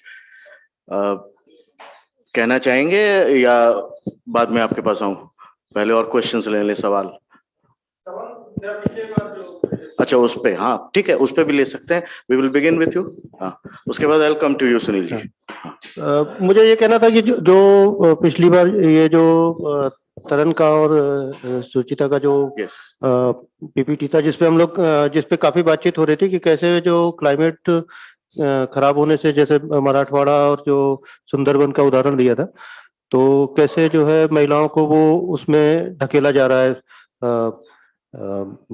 जो सेक्सुअल हैरेसमेंट और उनका ये मुझे लग रहा है कि जैसे अगर इन एक चीज को और इसके साथ लिंक करें तो ज्यादा अच्छा रहेगा। जैसे पंजाब और हरियाणा में जिस तरीके से कन्या भ्रूण हत्याएं का एक चलन रहा है, तो वहाँ पे गांव-गांव में जो है ऐसे बड़ी संख्या में एक ऐसी आबादी है नौजवानों की जिनकी शादियां नहीं हो रही हैं और वो शादियां होने की कोई उम्मीद भी नहीं है। और उसमें वो बड़े पैमाने, मतलब उसमें जो ये जो पूरा नेटवर्क है वो वहां से ले जाके वो लड़कियों को खरीद के लेके आते हैं और शादी कराने का इवन यहाँ तक होता है कि पता है एक लड़की की शादी किसी एक आदमी से करा दिया गया, उसके कुछ बच्चे भी हो गए, फिर उसके बाद उसको दूसरे से बेच दिया, इस तरीके की घटनाएं भी। तो मुझे लगा कि इन दोनों चीजों को लिंक करें तो एक ज्यादा और बड़ी पिक्चर एक सामने आ सकती है। Richard, are you there with us? Richard? No, no, okay. Acha, he just told me that he was back. But anyways, thank you, Sanjay ji. Sunil ji, please. I have two very small observations to aid. Chhattisgarh, where I have come from, excuse me, is all crosstalk. Please do it outside. Sorry. Yes. Silence, please. Please listen to me for a minute. Excuse me, Seema and Priyoda. If you are the doing state I come please, from, Chhattisgarh, has many drought-prone areas. Yeah. And there are two such areas. One is the Janjgir and another is near Palari. The major difference is there is a huge migration, and I would call it a forced migration. It is not by choice. Takes place from Janjgir area. But another area, Palari, with equal drought, severe, equally frequently, and there is no migration. Because village after village, they have got handlooms at home. And they don't serve Chhattisgarh. They serve business people of Orissa who get their world famous Sambalpuri saris made in Chhattisgarh. So they are not supported by Chhattisgarh government. They are not financed by Chhattisgarh banks. They get a direct job from Orissa business people.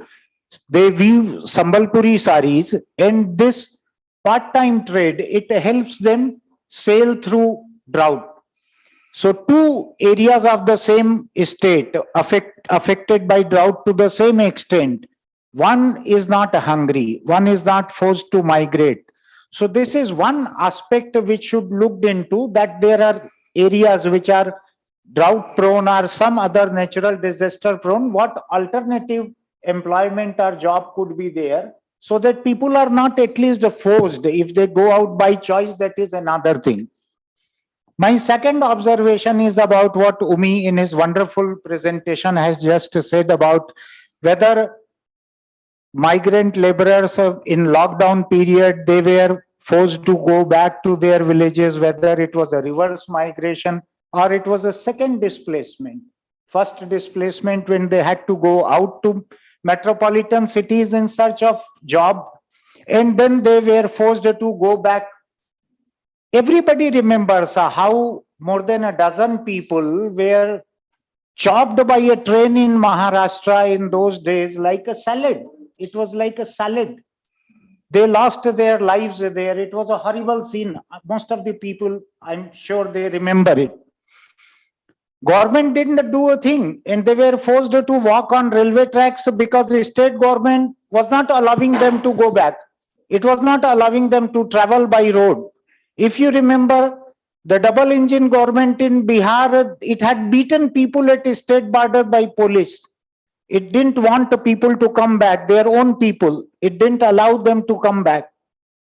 In such a situation, central government didn't do a thing. It asked the state government to pay for rail fare of those people if they wanted to bring them back. State governments paid in advance, booked the trains, and then it had to take people back.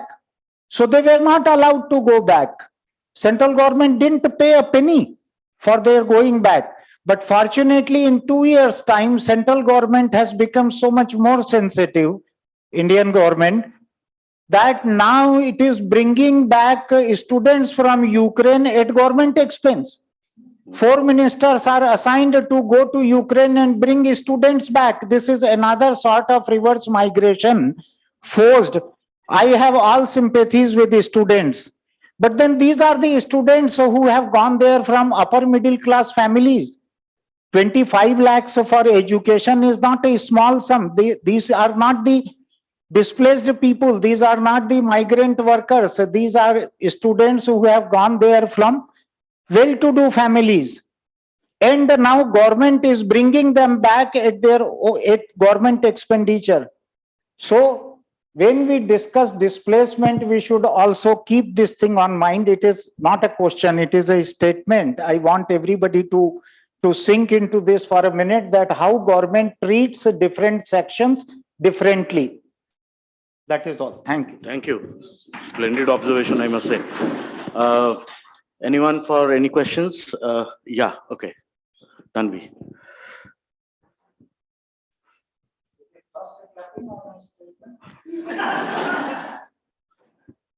So this is not really a question, but like this is for all the journalists in this room and senior journalists especially, because climate scientists keep telling us to be careful when we talk about climate change in reference to extreme weather events. So we are repeatedly told to be careful when we say that a certain extreme weather event, that a certain disaster, whether it was induced by climate change or not. So whether as journalists we should be wary of course, migration is a massive issue, and migration does happen after natural disasters, all sorts of landslides, floods, droughts. But whether a certain climate event was a direct product of climate change is something that we should be wary about, is something that climate scientists have been telling us for a while. So any thoughts on this are welcome. Science is becoming a lot more clear now. Yeah, Jayanta, please. Yeah, Jayanta. I think extreme weather events are important, but also the long-term events are forcing migration or displacement, whatever you say. Say, for example, sea level rise and the erosion. That has been working huge in many various parts. So extreme weather events are real spots, but long-term kind of issues have a general push from the area. So that's, I think, we need to consider and ratify both of them. Right. Anybody else would like to add to it? For Yeah, example, Aisha? droughts in Marathwada, in Maharashtra have been long-standing. So that's something that we should keep in mind. Marathwada has always been drought-prone. So just to be careful when we say that what is climate-induced and what is it. Fair enough. Point taken. Yeah, Aisha. And then Sampath. Just to respond to Tanvi, I think one, attribution science is becoming a lot more clear, and that's not coming from journalists, it's coming from scientists. They have methodologies to say what percentage of, or not percentage, but statistically how much of a event can be directly attributed to climate change or not. And I think responsible journalists have always mentioned that it's about the intensity of a event. Marathwada has always been drought prone, Sundarbans have always been cyclone prone, but it's about the intensity and frequency. So I think so long as you're careful to mention that, as Joyantala also said, in terms of migration, for as I think a lot more people have seen here who have more experience than me, it's about a lot of it is also about trickle down effect of things that have been happening for generations. and are coming to a point of just no return right now. Right. Sampath wanted to say something, and then after that, Jagdeep, you want? Sampath ji. Actually, Marathwada, Maharashtra, and many parts of tribal parts of Maharashtra, it's seen that there are two types of migration. One is short term and one is long term. So, in the rainy season, all workers, migrated workers, goes to their home for their own farming. And when in the summer season there was no water, they come to cities. So they works grape garden works. They are very expertise labor for grapes. They are very expertise labor for onion. They took the complete contract of grape right from whole season. मतलब grep शुरू होने से तो marketing तक का सब वो काम करते हैं. तो ये कई सालों से चल रहा है और अभी उनकी लाइफस्टाइल बन गई है. अब वो शहर में आके ये काम नहीं करेंगे तो वो उधर नहीं रह सकते क्योंकि उनको बहुत ज्यादा पैसा मिलता है उसमें. तो कितना पैसा मिलता है तो 3-4 महीने के लिए लाखों रुपए मिल जाते हैं उनको, क्योंकि ग्रेप गार्डन जो है वो बहुत महंगा लेबर होता है उसमें और उनके पास इतना प्रीसियस टेक्निक्स और प्रीसियस एक्सपीरियंस होते हैं. तो ये सेम सिचुएशन मराठवाड़ा की है, नासिक की है, पुणे की है और उसके लिए गुजरात से कई लोग कार लेकर आते हैं, उनको लेके जाते हैं, पूरा उनका खाने पीने की व्यवस्था करते हैं, रहने की व्यवस्था करते हैं, काम होने के बाद पैसा देते हैं और उनको वापस घर में छोड़ते हैं. सेम शुगर केन इंडस्ट्री में भी है. अगर ये लोग नहीं गए तो ये इंडस्ट्री चल नहीं सकती. इसलिए इस सिचुएशन बाउंडिंग सिचुएशन हो गई है कि ये लोगों ने नहीं सोचा हम नहीं माइग्रेशन करेंगे तो लोग जाके उनको लेके आते हैं. ये सिचुएशन है. Basically, what I'm getting is there are different, perceptions and context to each this particular subject. I don't know whether Umi will agree with me, but let me take Joydeep's question or suggestion or comment, whatever he wants to give, and then we can have a closing word from you. I also want to go back to Sushan, we'll come to you. I'll also want to go back to Jayantoda. Right. Right. I also wanted to go back to Jayanto after Joydeep. You have done something recently on migration in South Asia. So if you could also, throw some light on what you have found. No, just let Joydeep finish. Joydeep. I had a very generic kind of a query. Right. Wanted to understand the difference. How can we distinguish between migration and trafficking? Because I have come across many cases when Jharkhand government has brought back laborers from even foreign countries. They just wanted to come back to country because they were not happy with the job situation. When they are brought back, it is usually referred to as trafficking, that they were rescued from trafficking. Even this happens with the tribal girls going to bigger cities. Sometimes they go work for 1-2 years. In those 1-2 years, they don't find this job condition very suitable to them, and they decide to return. When they return, then they are tagged or they are branded as trafficked girls. Whereas when they went willfully in search of job. So how can we distinguish between these conditions, whether it was willful migration or whether it was trafficking? Is Dr. Kamthan there? Dr. Kamthan? She's right. Okay. Umi, would you like to throw some light on that? Oh, microphone. Is it working? Or you can come here, sir. Yeah. No, I think how to distinguish between trafficking and labor migration. In India, even the debate which has taken place before the TOP bill, we have two sides. Like one is labor trafficking, another is a trafficking of women for sex work. But it's basically like, whenever you say trafficking, it is more people understand that it's women who are going for sex work and people were taken. But the labor trafficking has less been written. And the number is huge. I think 100 million seasonal migrants who are going. Even if you will take the 10% people are recruited from the villages. or lured for some work, then they were taken to cities and they've been exploited. I think this is a number you can only know at the source area. You know, in Orissa, in one of the area in Balangir, one of the scroll in Rajsekhar has done a wonderful report.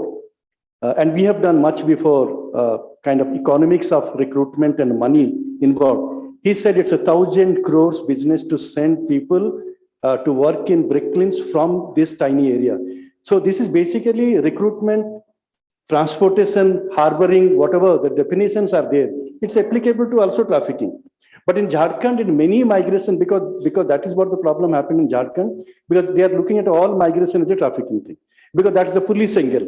Police looks into that as a 370. IPC laga do, jo bhi ja raha hai. So the 370, but whenever Labor Department looks at it, they say it's a kind of migration. So I think then you can say the distress migration and aspiration migration, then another kind of basket, how you see that.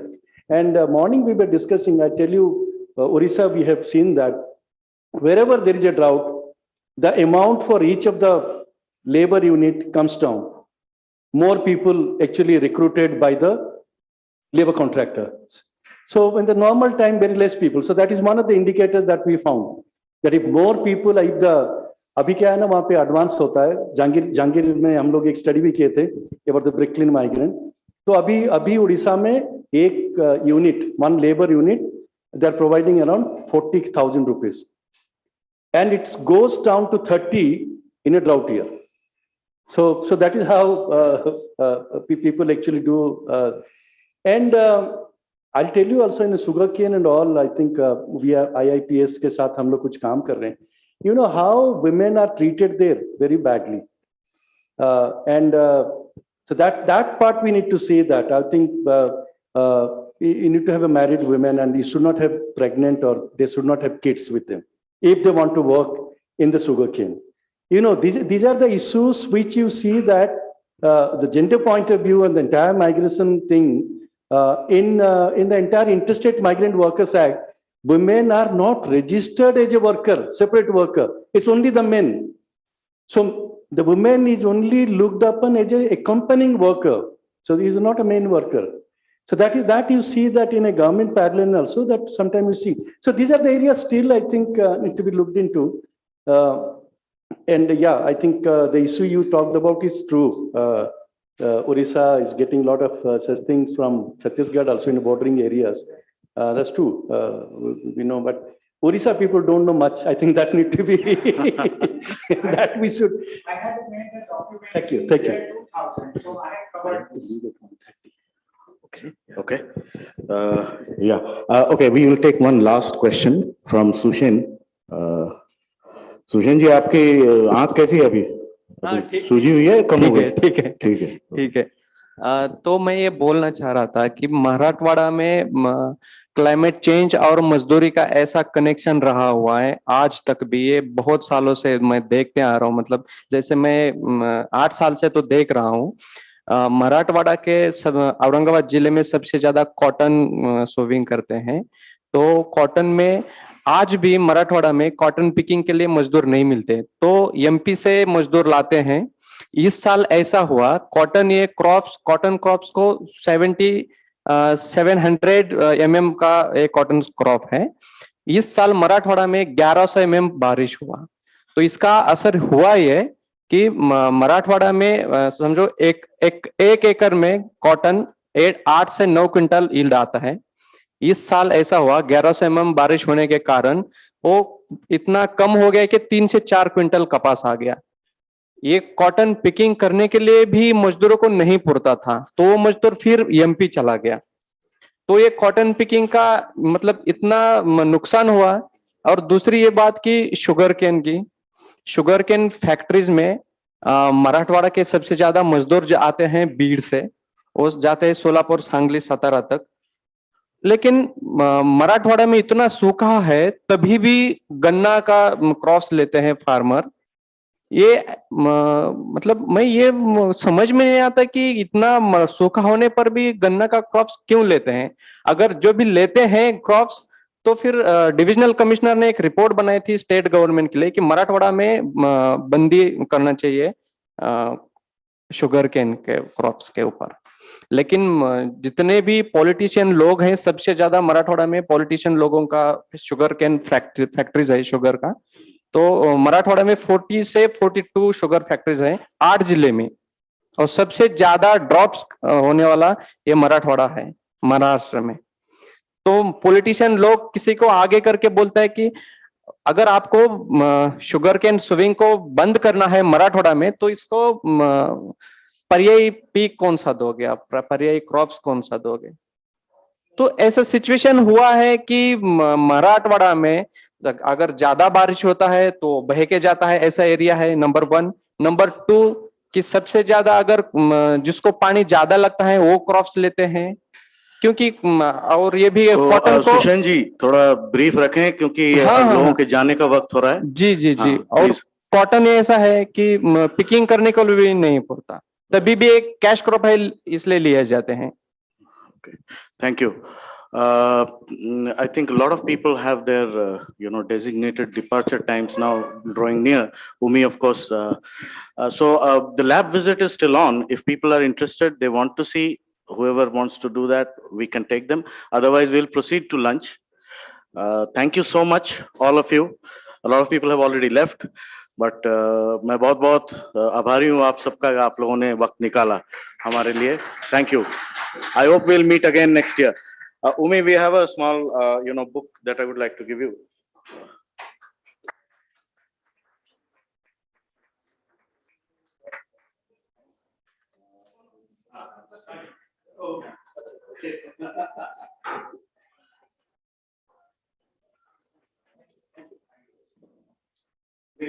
Lunch has been served, so thank you both of you. We should also thanks